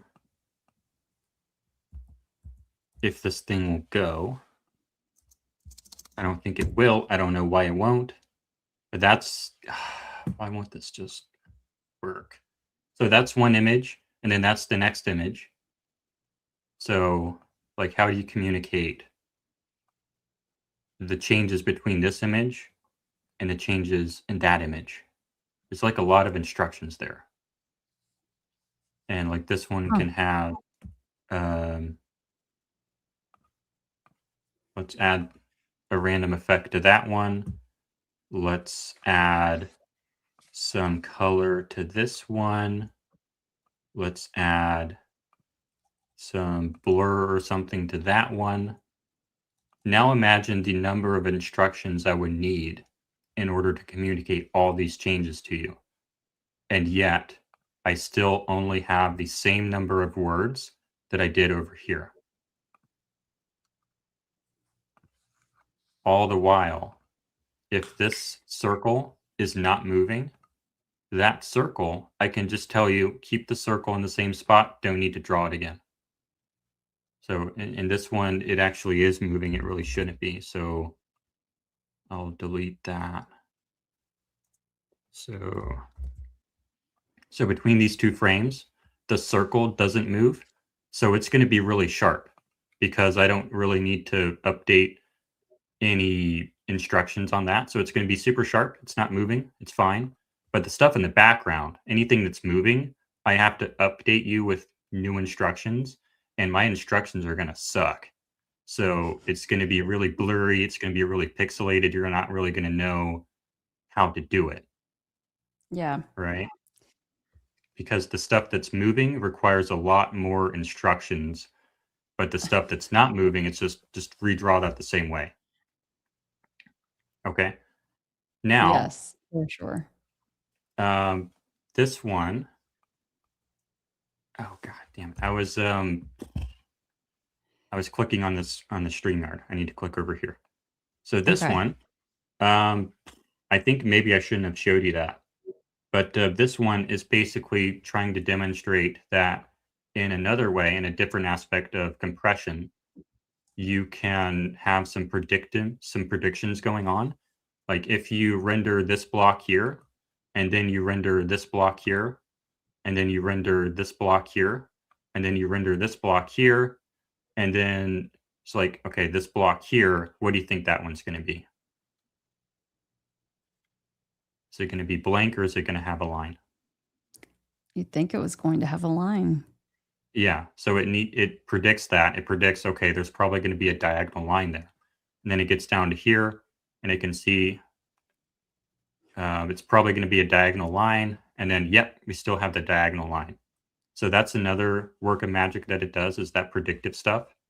It just predicts that, okay, if we have a straight line here, it's probably going to continue. So we don't need to like recheck it every single frame. We can just assume that it continues. So that's another thing that compression does.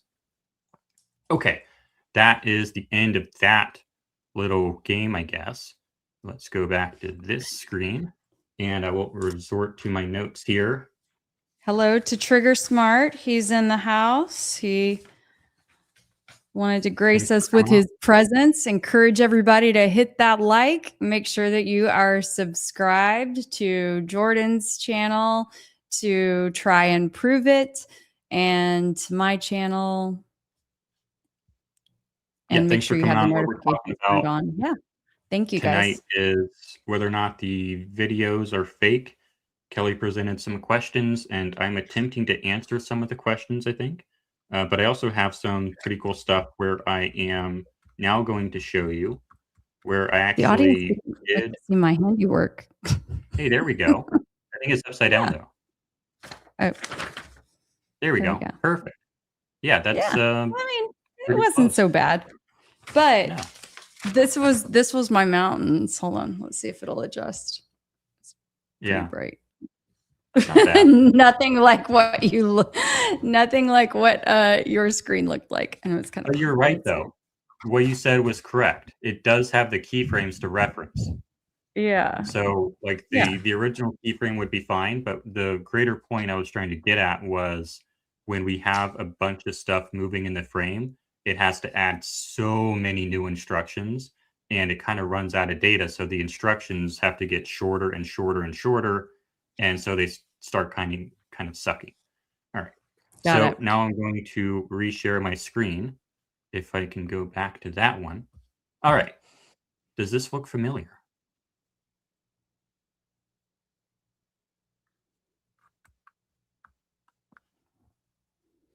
In this video, I have composited my own fake neck wound into the video. And I'll go ahead and play that a little bit here, if it will let me. This is a composite that I did, frame by frame, animating it. And of course, there's no real neck wound in this section, but that's just a square color effect that I added here. This is what that is. But this is just a demonstration of what it can look like. And when you go super deep into it, you can see that, oh, it's like moving independently. But it seems to be tracking there pretty well. Then up here, it starts kind of missing, and then it's tracking again. But then it does this weird miss, and then it's tracking again. Then it does a weird miss right there. Oh.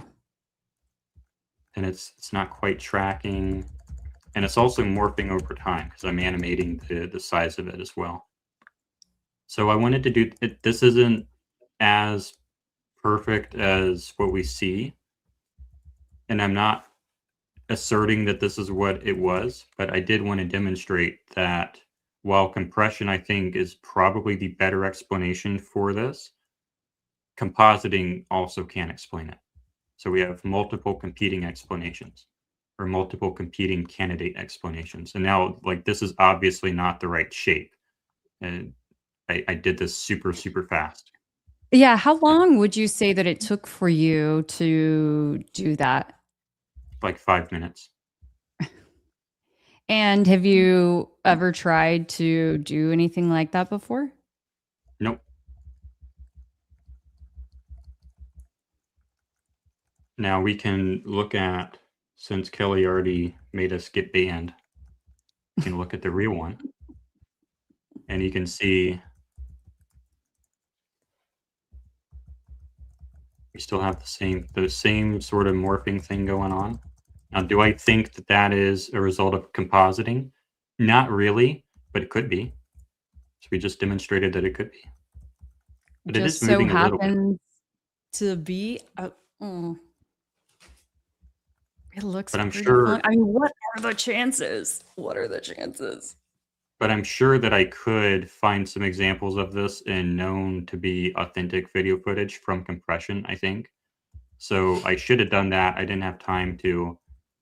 I personally think that this is just a compression artifact, in my opinion. But I did want to show the other possibilities as well. I want everyone to know. And then what is this one? Oh, this is the video that I was sent by someone on X that's apparently supposed to be better, but I don't think it is. So it's pretty low quality actually. But this person said that they were in contact with the individual who filmed it, but I don't necessarily believe them because I don't think this is particularly better than the one you had, Kelly. Right. Look how long those yeah, I've seen that video circulating before too. I'm like, look, you guys, I don't know. I mean, if we could really do a deep dive and take a guesstimate on how long that string would be. Yeah, it's about the But length of my necklace in my tests. you think like Yeah. that, but it's and it wouldn't fall all the way out. I mean, if it was, If it's if attached by the so much pendant, force, what's that? if it's attached right here by the pendant, if the pendant is like sticking in the neck, it will go all the way down there. Yeah. But we don't see that in the video, do we? Not clearly, no. Not at It's all. I mean, no. in the other videos, at least. Yeah, we don't see that. Not clearly at all. Now, could it be hidden right here? Yeah. Just kind of hidden in the shirt. But you're right. And It's not clear. yeah. I mean, and even in that video, I feel like the wound, the dot looks further to the middle of the neck than off to the side. But I think, yeah. Yeah, I would have to compare. I don't know. Okay, the next thing I wanted to go over was, what is this one? Oh, we already did that. Okay, the next thing I wanted to go over was a Tom Scott video. I'm only going to play the end of it, but it's sort of demonstrating how we lose quality really quickly when a lot of stuff starts moving in the frame because we have so many instructions to give, but the same amount of data.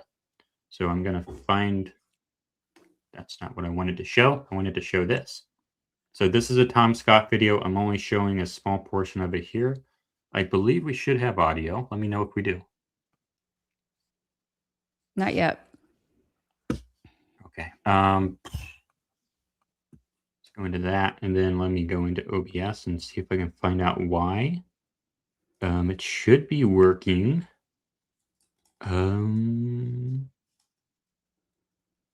don't know why. Why is it not working? No, I didn't say go to full screen.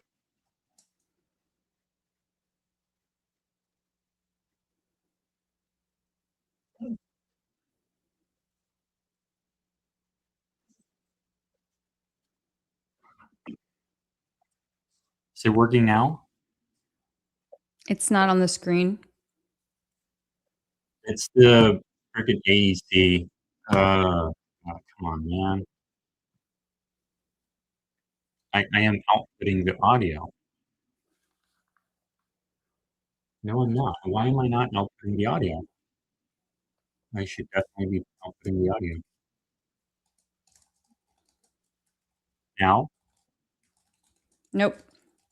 I mean, you got to put it in the on the stage though. Well, I shouldn't because I'm using OBS, but it's StreamYard's thing that is breaking it because it has an acoustic echo cancellation that is interpreting that as echo.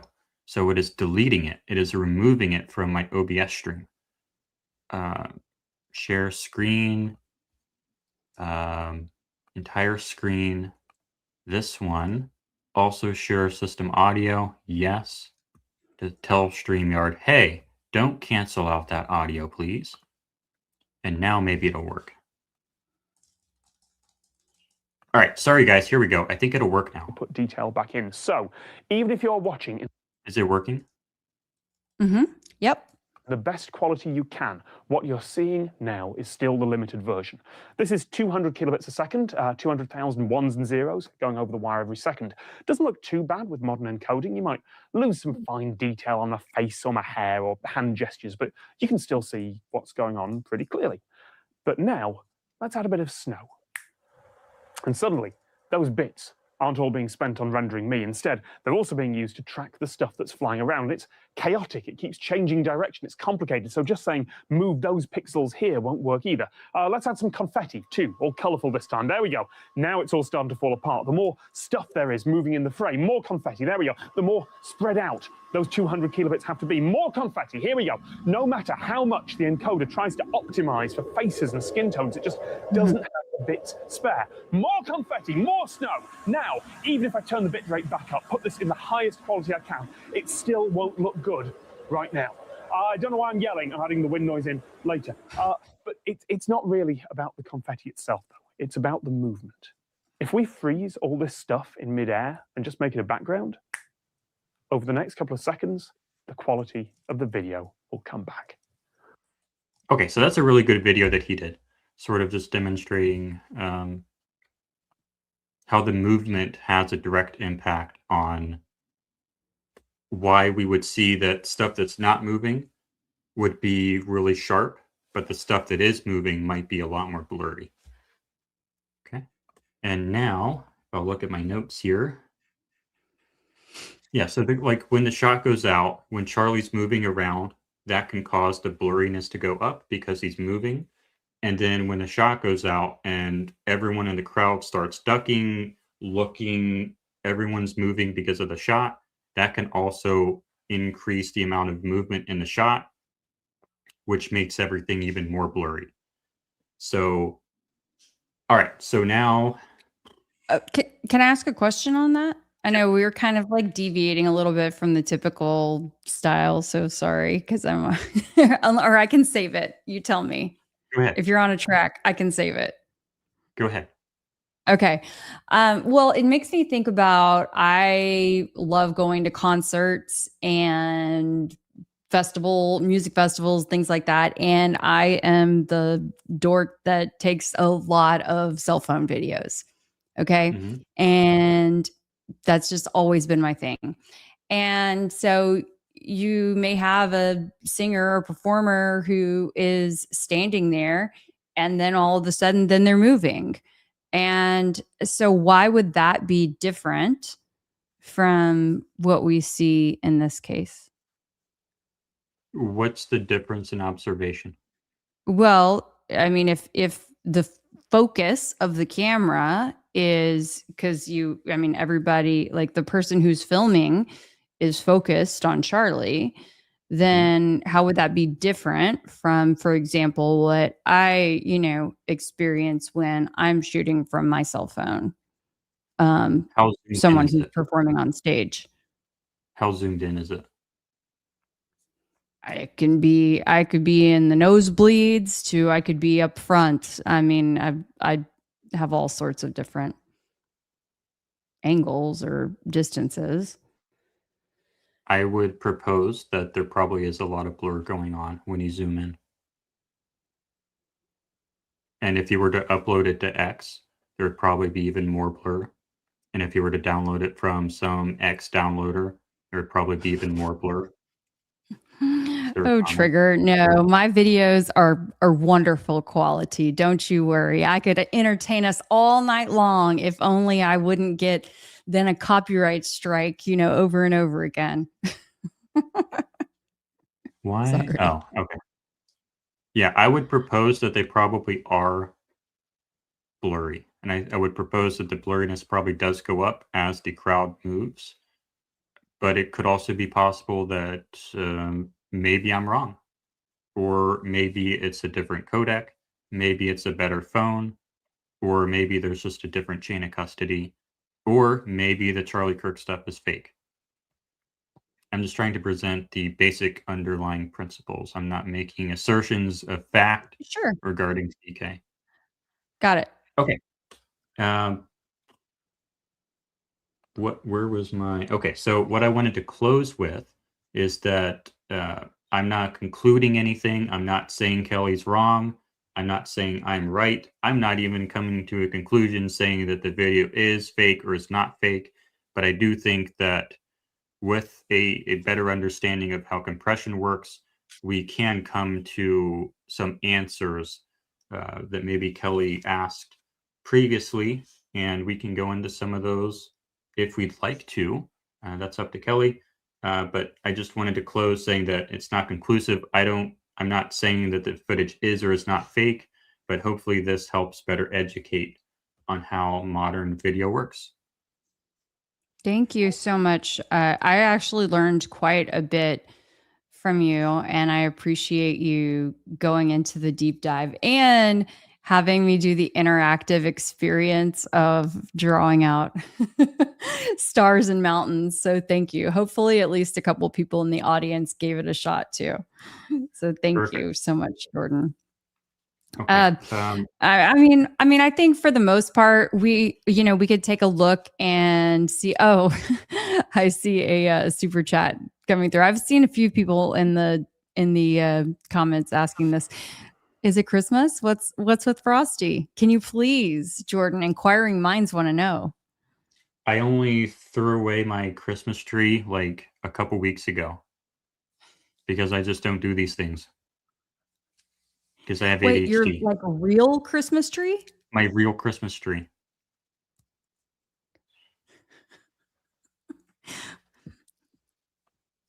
Was it still? I mean, were you still like watering it, or had all Yeah, of the pine it was still needles green. fallen off?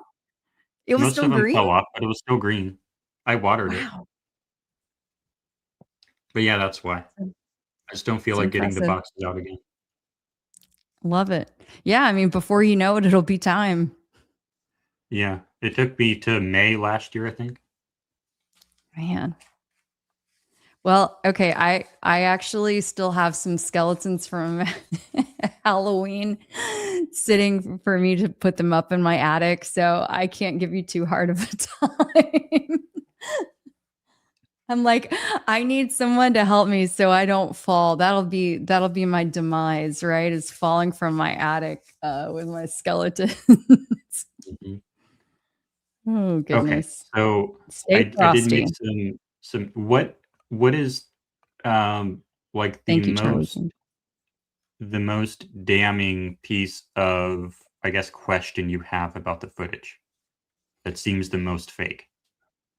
I mean, I think it's collectively, like with so many things. If it was just one, and these were just so really when I started looking, I started at the archive, and I'm like, okay, I'm just gonna start at the top.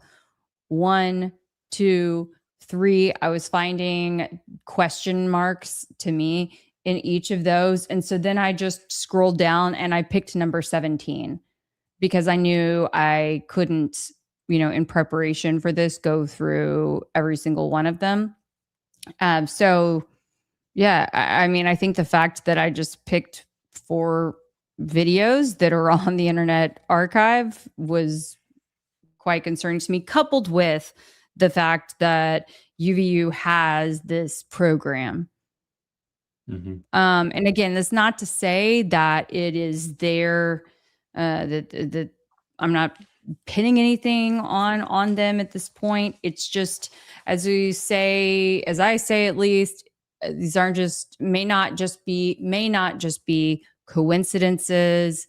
When there are so many things, they start to feel like coincidence. I did want to ask you about the UVU stuff, and I know that they haven't Sure. had time to respond, and I want to be respectful Mhm. of that. You said that Mhm. they made some statements about how AI videos can have an impact on public Yes. opinion. What Yes. did they mean by that? Did they Here. mean like AI videos that are supposed to be of real events, or did they mean like AI videos that Trump posts to X or something else? What did they mean by that? They created them actually. Do we have those? Oh, hold on, let's see here.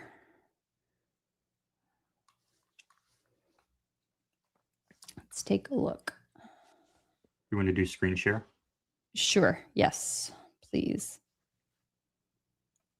Going hot. Okay. So this right here is one example. Um, I have not watched this entire presentation yet, but as you can see, the date October 28th, 2024. So just less than a year before the incident, right? UVU presents research on the impact of AI deepfakes on elections and political advertising.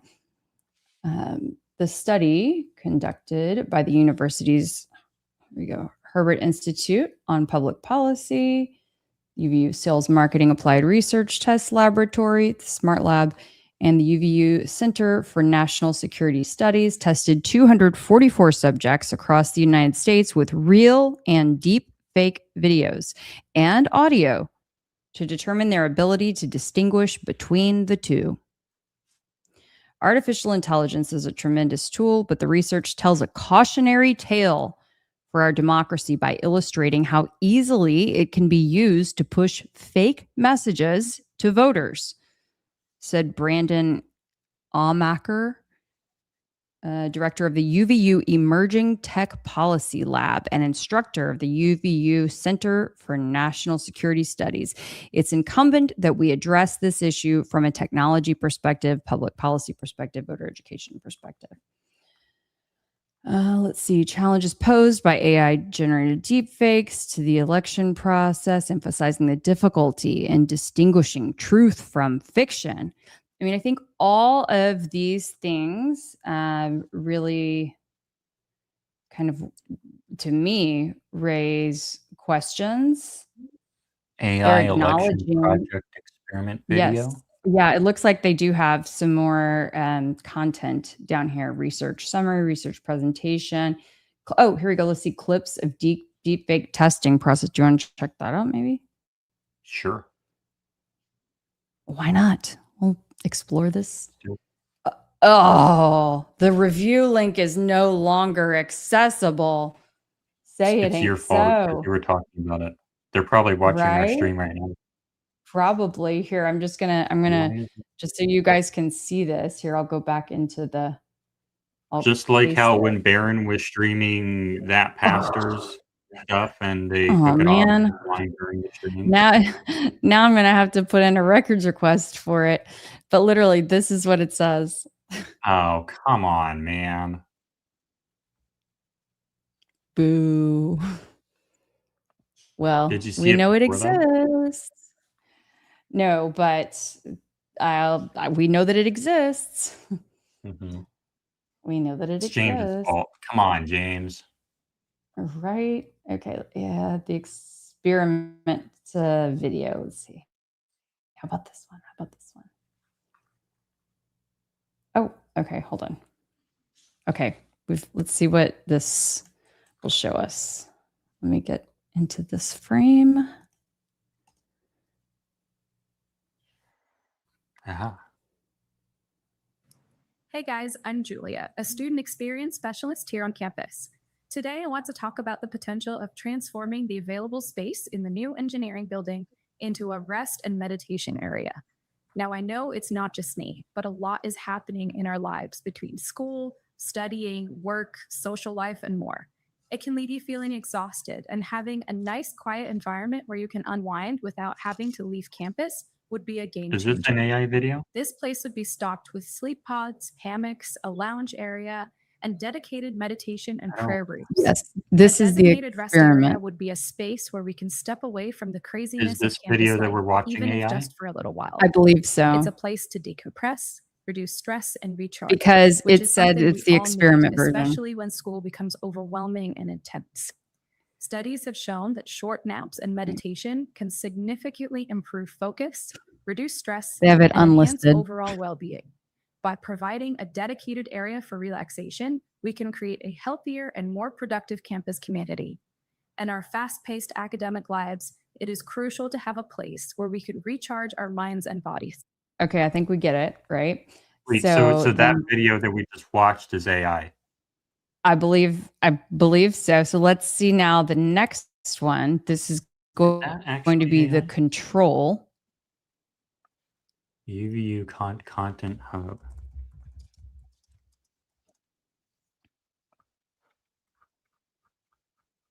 Maybe not. Maybe we don't know. Oh, oh, sorry. Can you post it a link opened to in a that in the different chat? tab.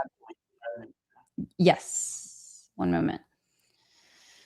Now this is going to be, okay. Here is the UVU AI. This is going to be the control video that we're about to Not the watch. link. I'm posting that Can you link post first. the link to that page Yes, just one moment. so we can have access to all of them? Mm-hmm.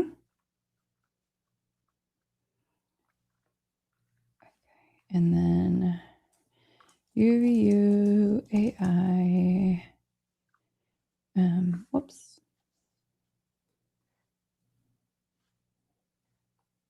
Copy. Experiment video. Hold on.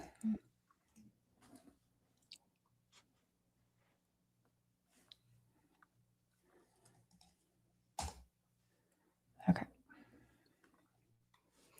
Okay, so here is the control version.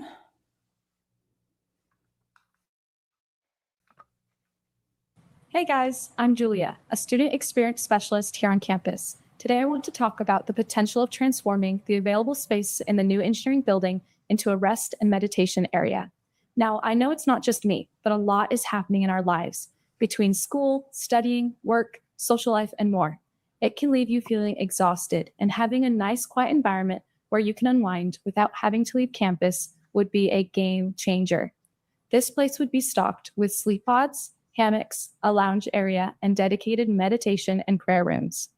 A designated rest area would be a space where we can step away from the craziness of campus life, even if just for a little while. It's a place to decompress, reduce stress, and recharge, which is something we all need, especially when school becomes overwhelming and intense. Studies have shown that short naps and meditation can significantly improve focus, reduce stress, and enhance overall well-being. By providing a dedicated area for relaxation, we can create a healthier and more productive campus community.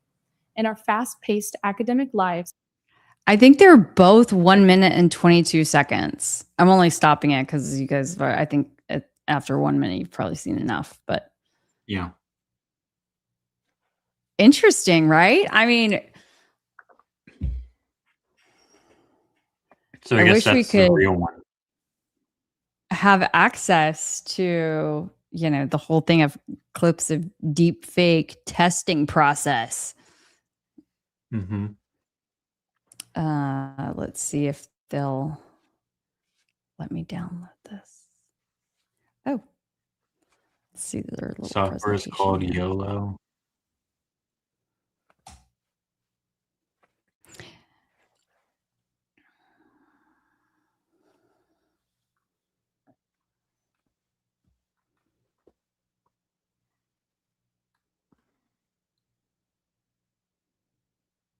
So they're deep fake Okay, so media they do study. deep fakes. Yeah.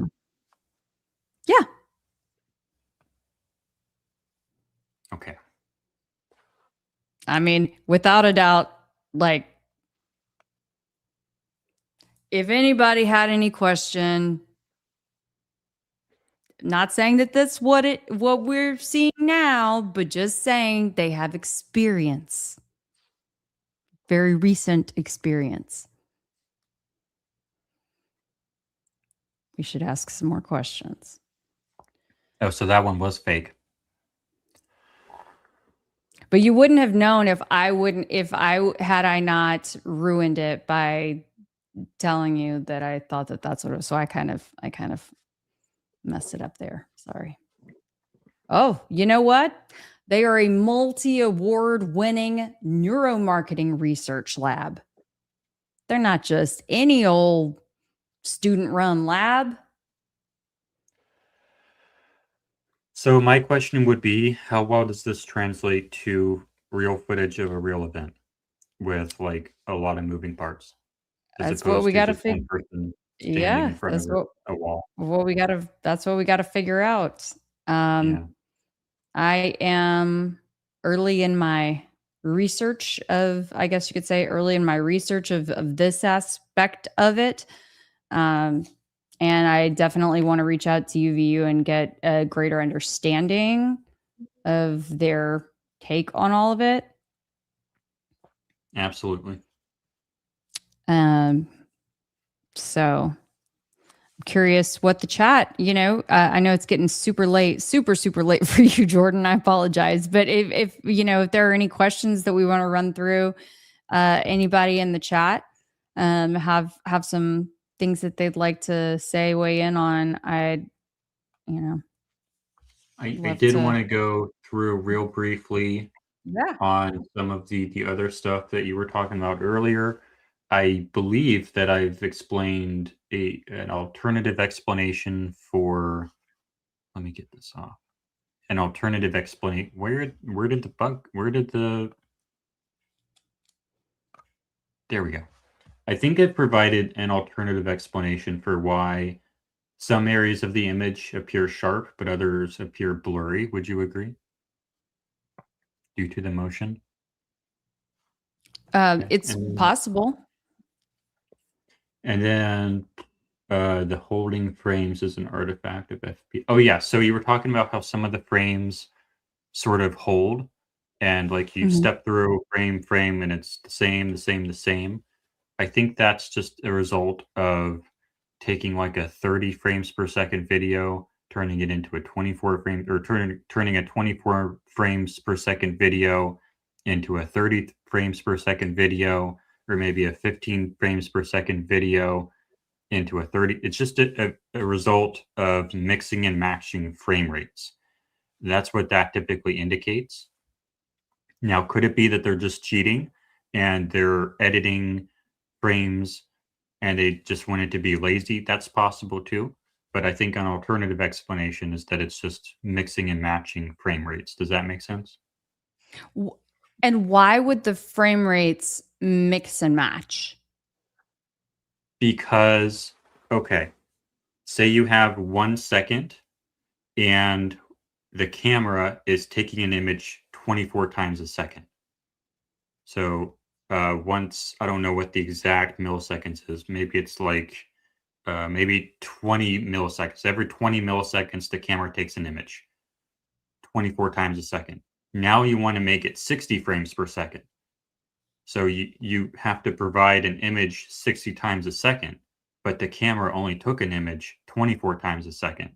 So you're going to have to put one image on the screen, but you don't have another image to go to for the next 3 goes. So you just keep the same image, then you get another one from the 24 FPS.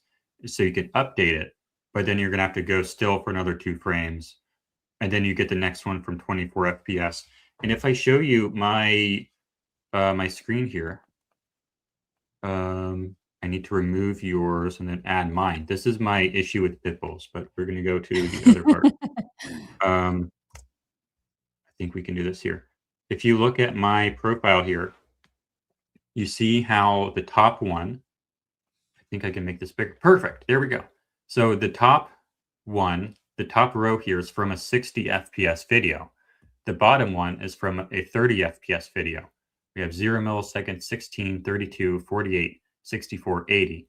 The 60 FPS has a new frame every single frame, but the 30 FPS one has a frame, and then it would have a duplicate frame because there's no image taken at 16 milliseconds, but it does have a frame taken at 32 milliseconds. So it has a new one to update there.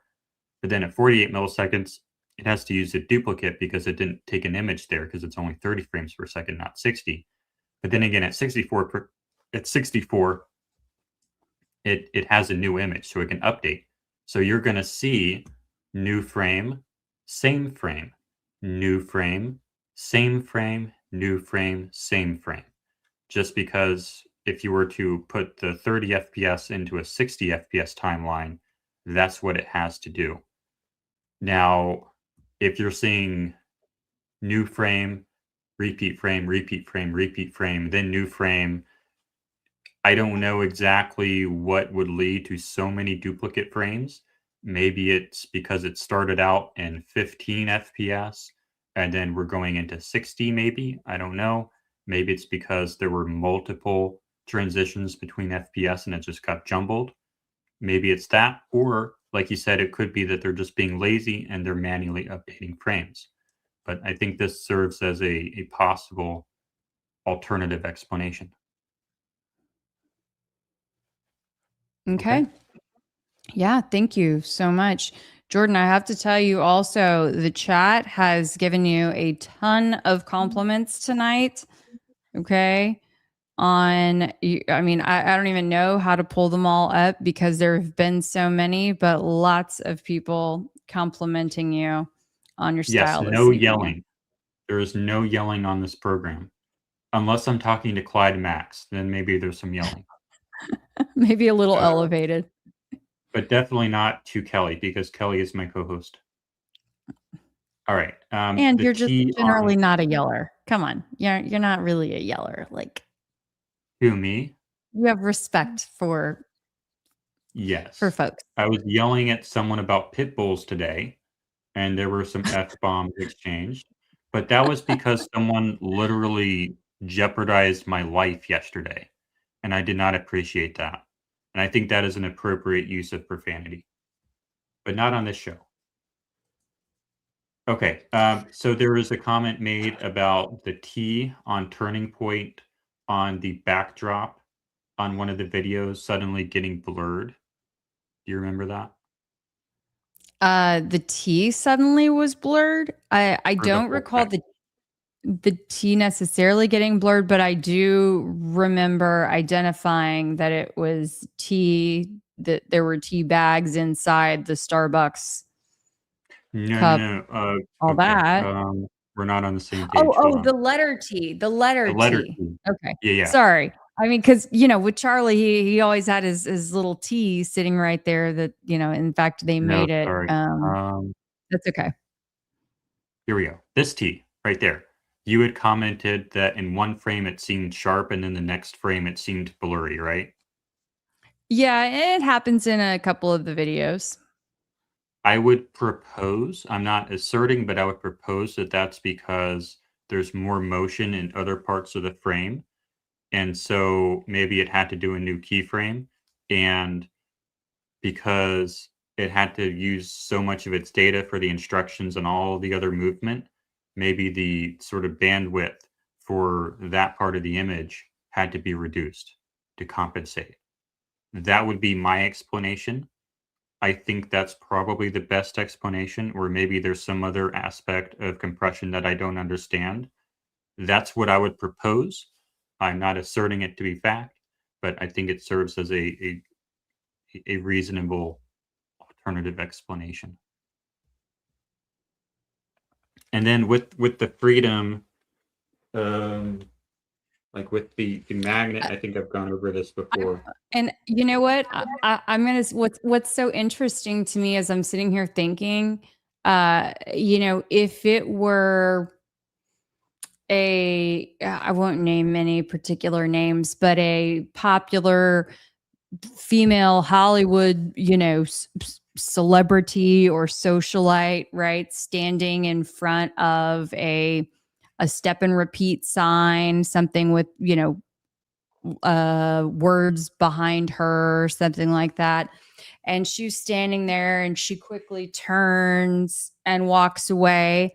And there's a little bit of distortion, right? Somewhere around her.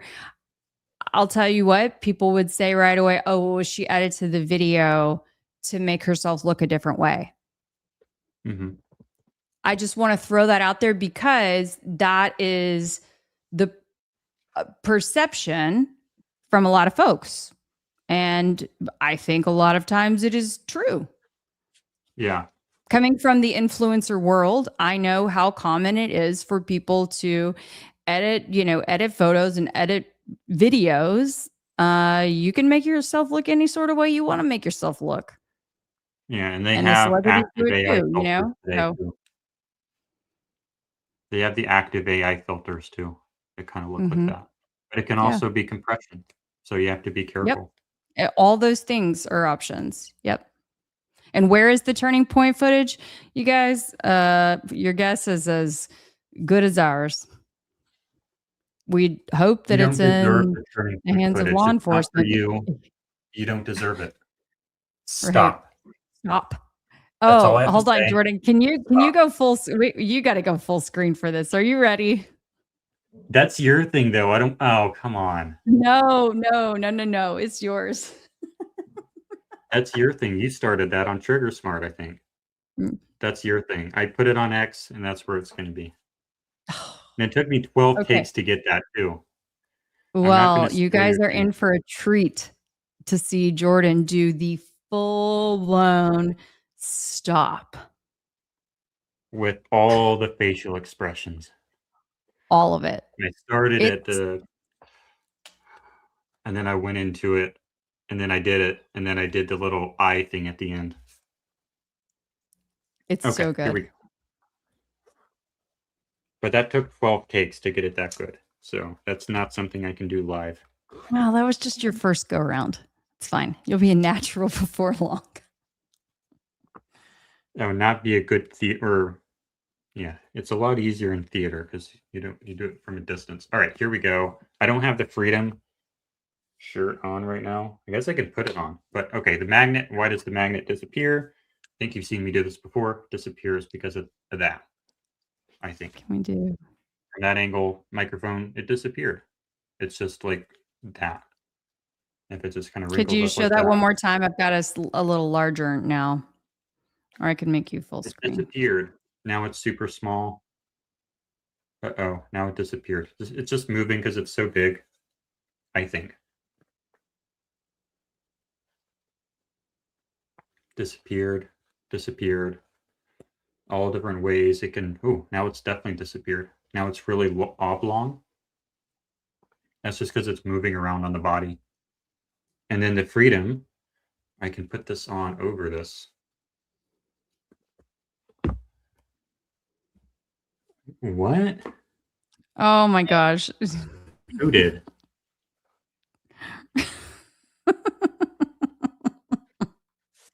Oh, the girl on the Hollywood sign? No, I think he's talking about Erica. Oh, oh, no. Oh, goodness. Here we go. I guess it must have happened when she heard the name Candace.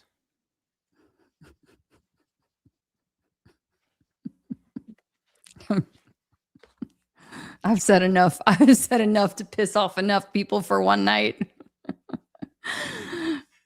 It's all you so from now, here. Why? Oh no, look, the Freedom disappeared. Let me try to do it again. There's a special way you do it. I didn't get it right that time though. There's like a special way to do it where, you know what? I think it's too far down. I think that's why it didn't work. He has it pretty close to his collar. But like if this microphone, okay, now it disappeared. It's not working right. But I did it like, I'm pretty sure I did it with you some other night. Wasn't there some other night, some other? It was kinda, you know, I don't it know was why a it's good not working, but halfway there. I don't know why it's. Hold on.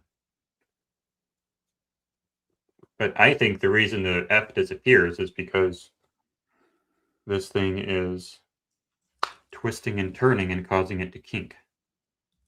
There we go. I don't know why it's not working right now. I think we did it with 9/11, with US 9/11. Mhm. I think that's when I did it last. This was only 1 week ago.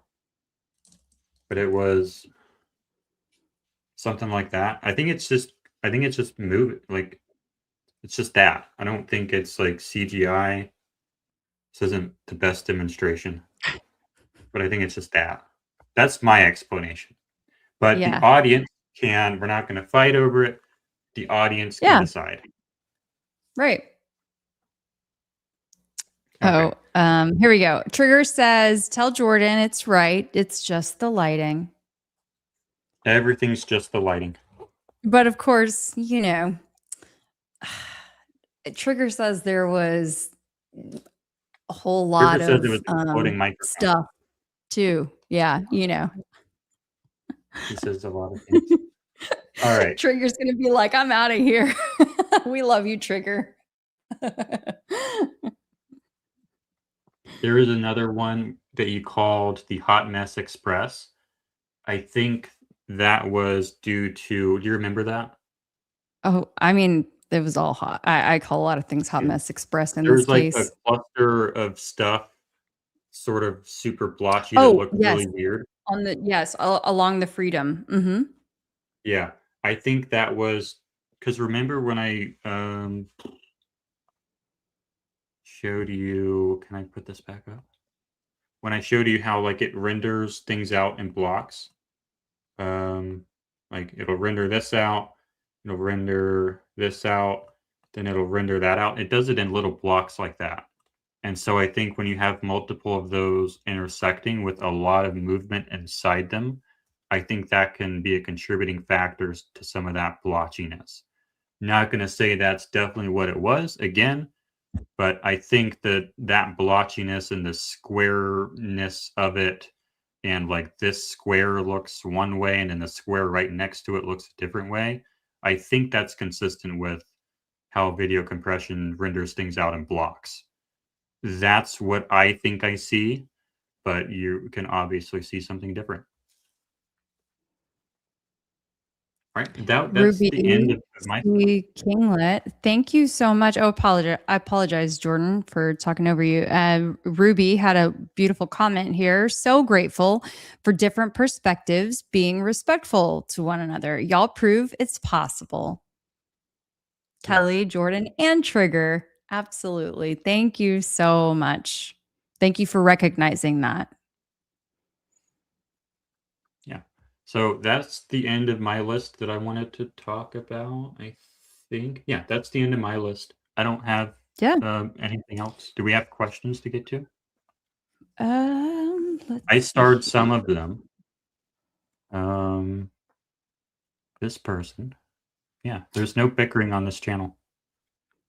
We talked about Frosty. It was if I was psyoping Americans via CK's fake death, I'd preemptively anticipate releasing video as a counter to manage the public perception. I guess so. I wouldn't, but maybe someone else would. That's only Okay, this because you person, don't think that way, you know? I mean, there are plenty of devious people out there, Jordan, who think maybe it's because I otherwise. have character and other people don't. Peter says silicon skin had small square outlet with crossed score marks down the middle. Red dot is likely covering that. I don't think so, because if that were the case, we have, unless Charles McClintock is in on it and he's editing photos.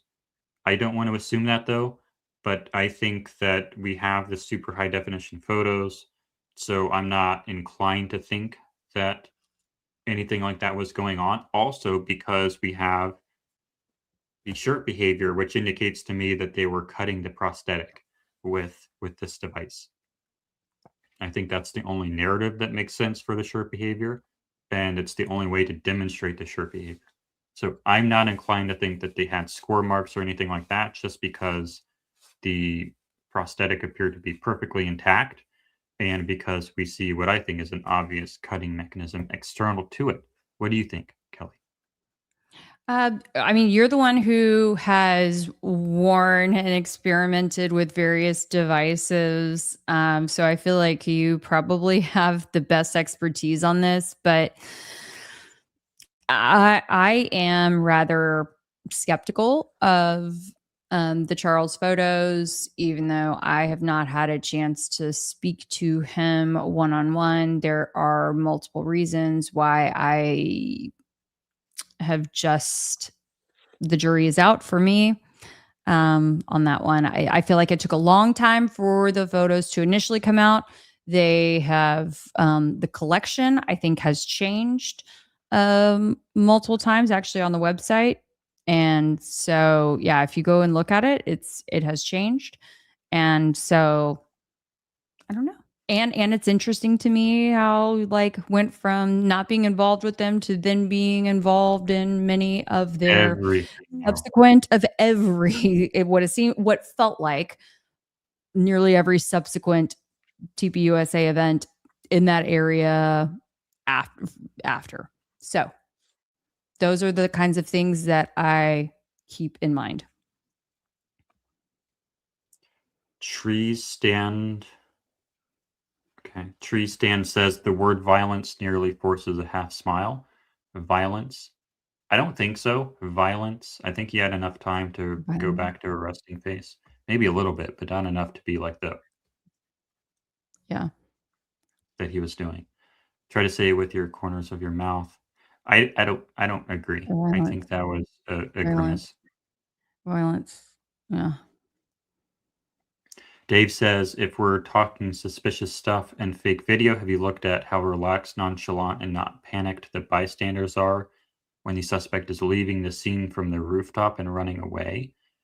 If they're talking about the people in the security cam footage from behind Losey, I think that's because they didn't know anything happened.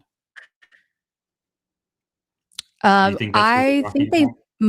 might be even speaking about the folks that were up on the second area by uh, Adam Bartholomew, Life is Driving.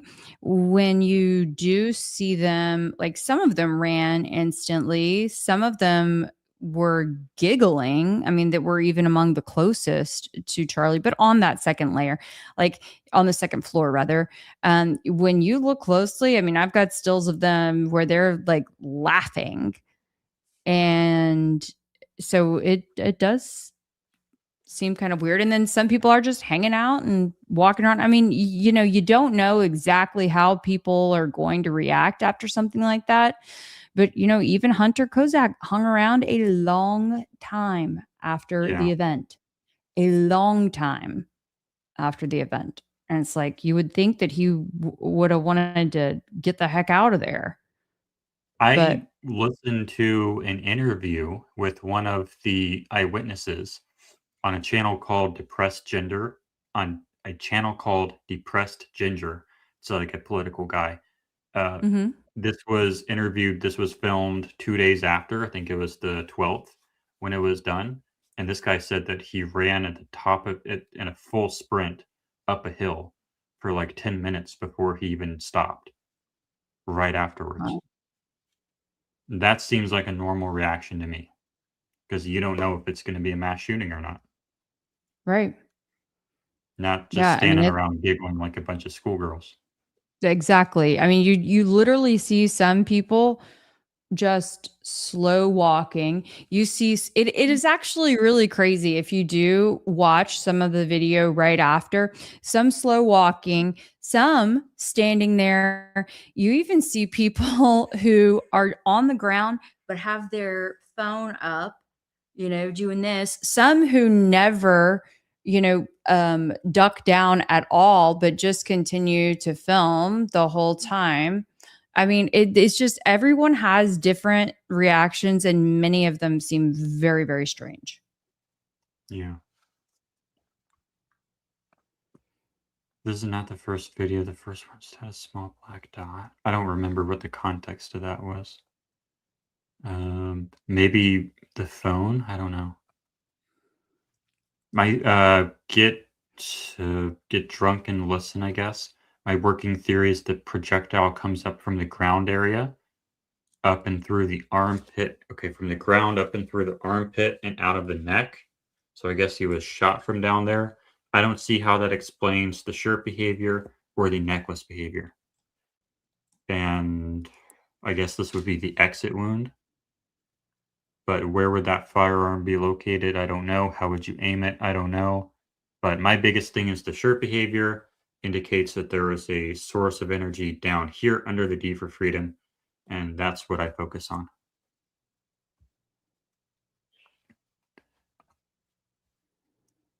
Shellbell says part of the distortion under the mic is the cord.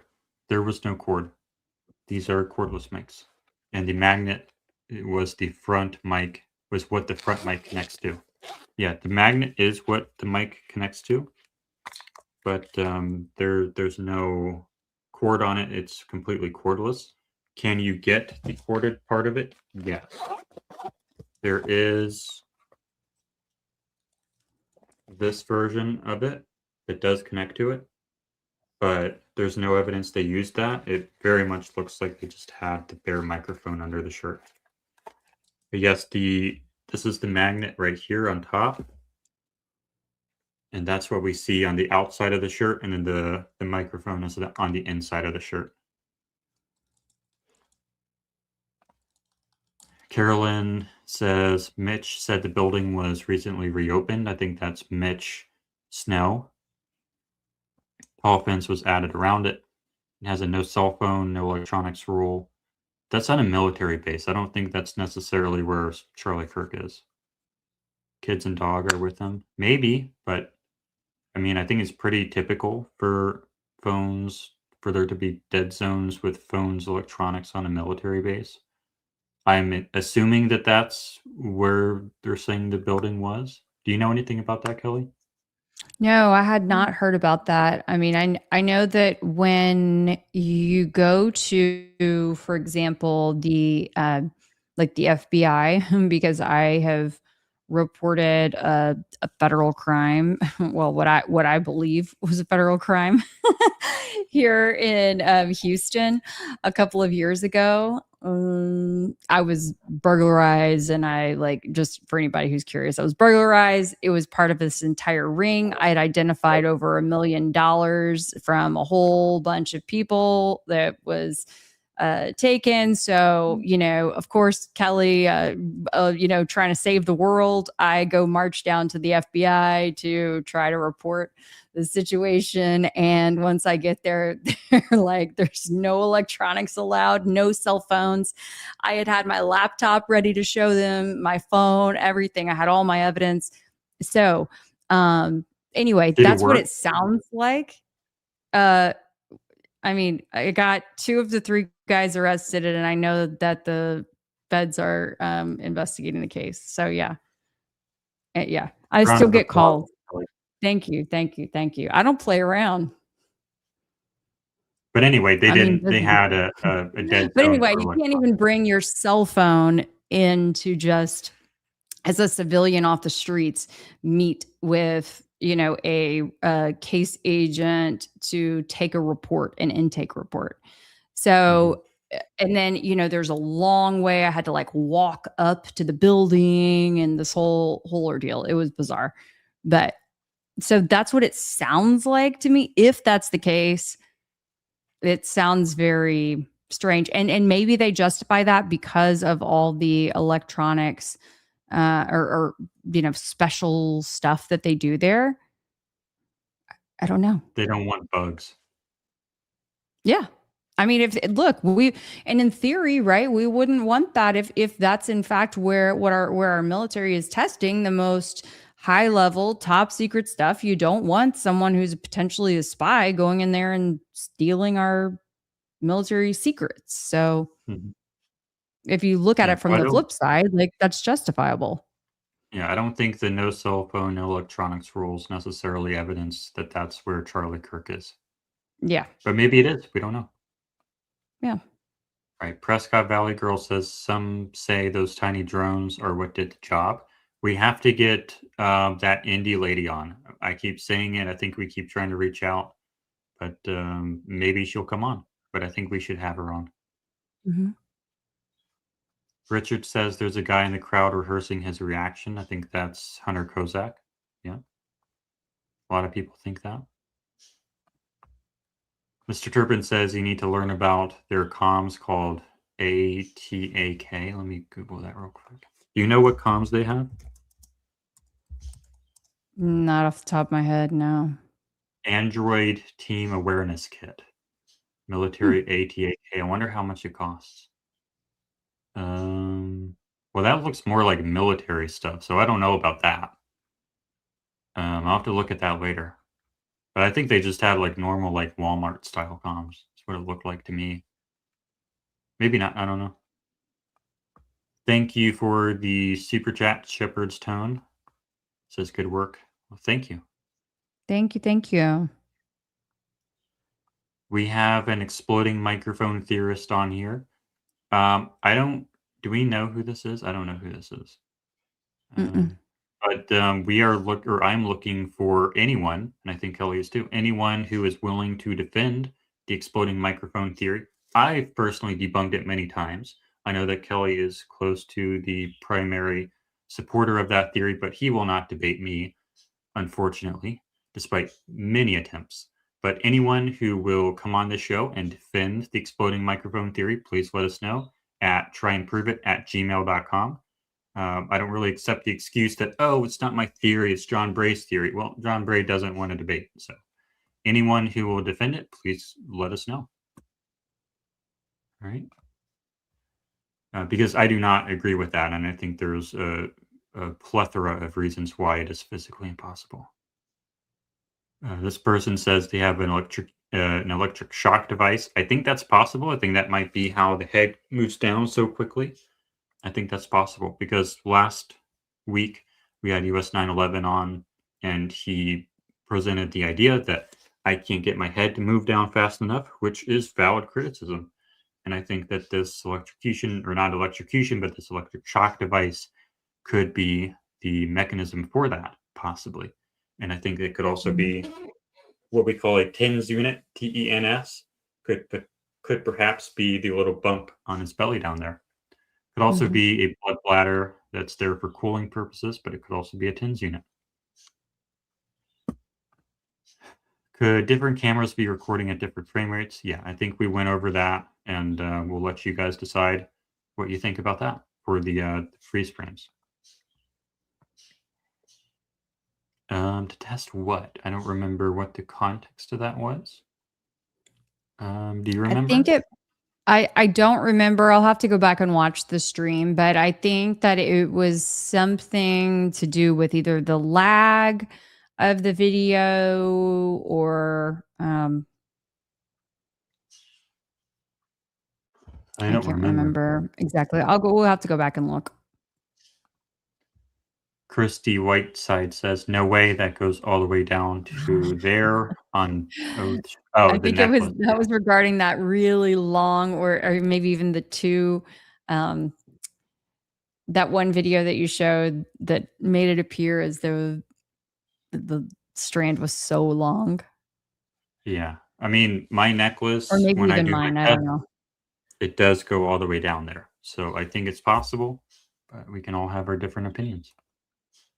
Loving Compassion says, unless he had the cross and metal from his neck down to his pants, I guess it wouldn't work. But that does assume that it is lodged right here somehow, and the entire length of the necklace is going straight down. Charlie's Angels, thank you for the super chat. Is it Christmas in the summer? We've already addressed that one. Yep. Another super chat. Stay frosty, thank you. And then Milnier says, does Blake have original footage or not? I don't know. We're not going to get into that drama. Yeah, we're not getting into that drama. He can go to the drama channels for that. Evil Ranger says, geez, all these raw videos so sus. I think Kelly would agree with you. I would agree with you.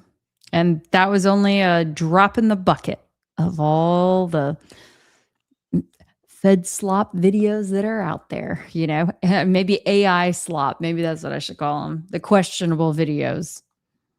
Mhm.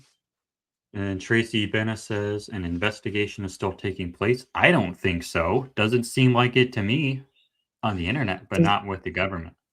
I think I I, had yeah, we had a script that we sort of co-wrote last weekend that where we were talking about how we have the freedom to investigate on the internet, but the government doesn't. They threw that away within 33 hours. They don't have the ability to use their imagination anymore. They're not allowed to ask questions. They're not allowed to use their intuition. They were handed a conclusion on day one of the case, and everything has to be about confirming that conclusion. So they do not have the freedom to investigate. So I disagree. I do not think an investigation is taking place except for on the internet. yeah. We're not going to find out any more information or any more evidence, I guess, until trial is what they meant. But I don't think the trial is going to be particularly edifying to the truth.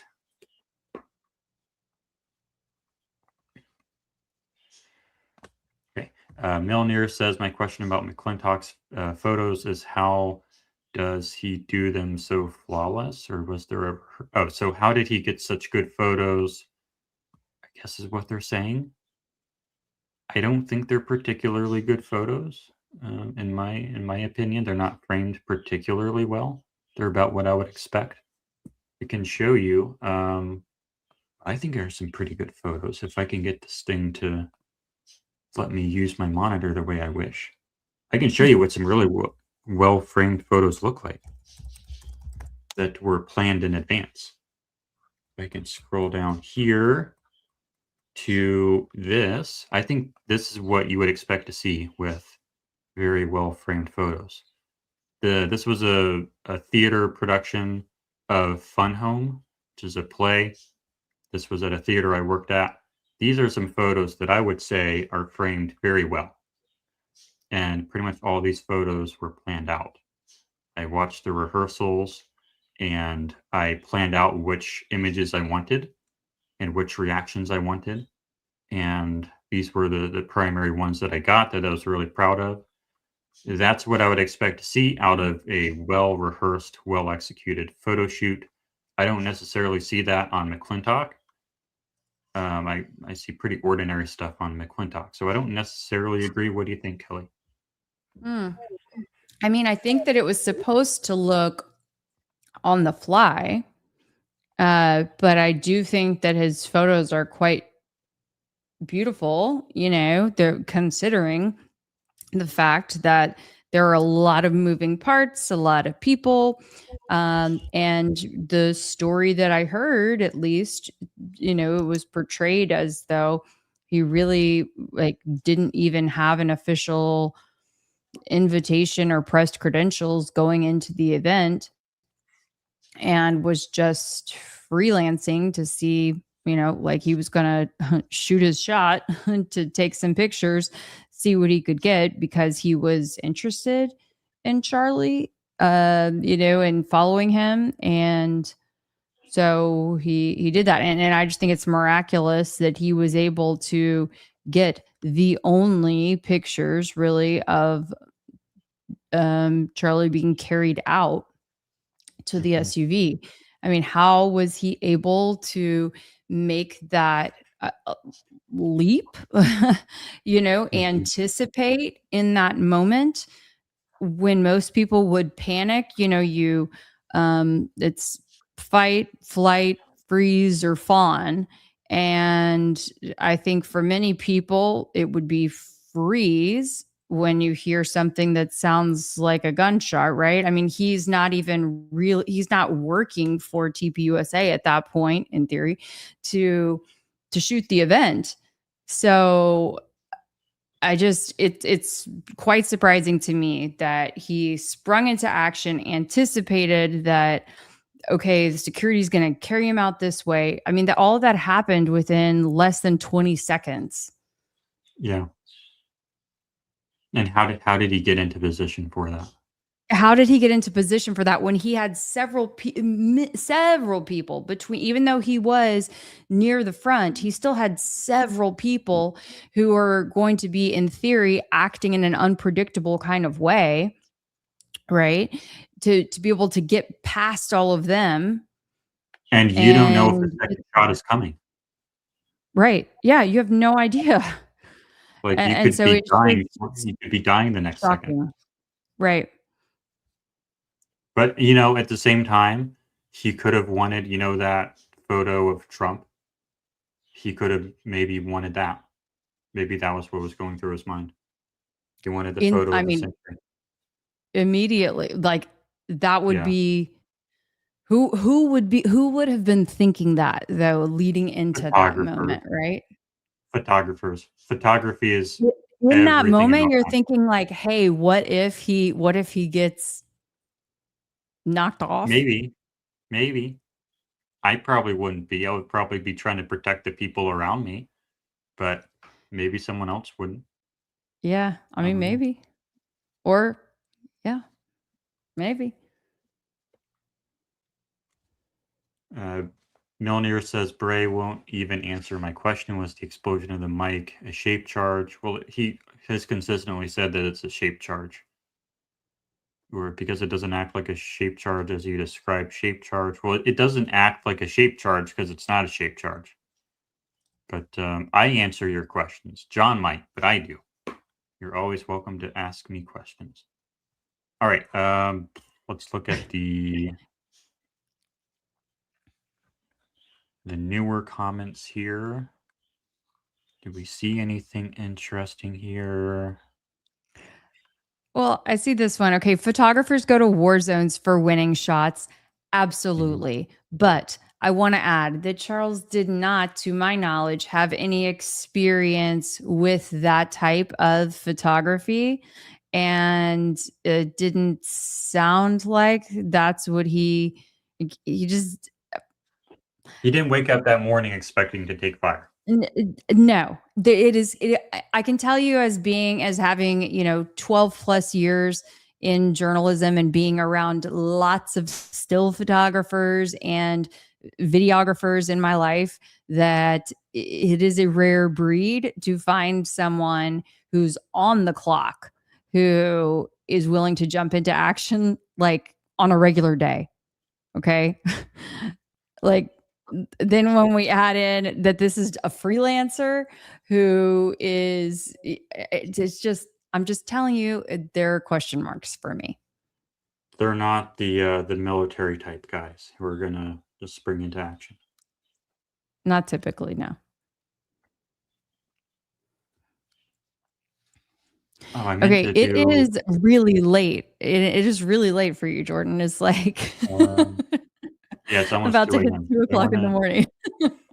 This one here, the microphone exploded like I said just earlier. If you want to support that theory, defend it, please let us know. Tryandproveit@gmail.com. If you can make a good argument or show us that you do have a microphone and everything, you can come on and defend it. We've been trying to get that done for a long time now, but nobody will defend it. I've asked Trigger Smart, but he won't defend it. But do we have any other ones? This one's long. I think this is to you, Kelly.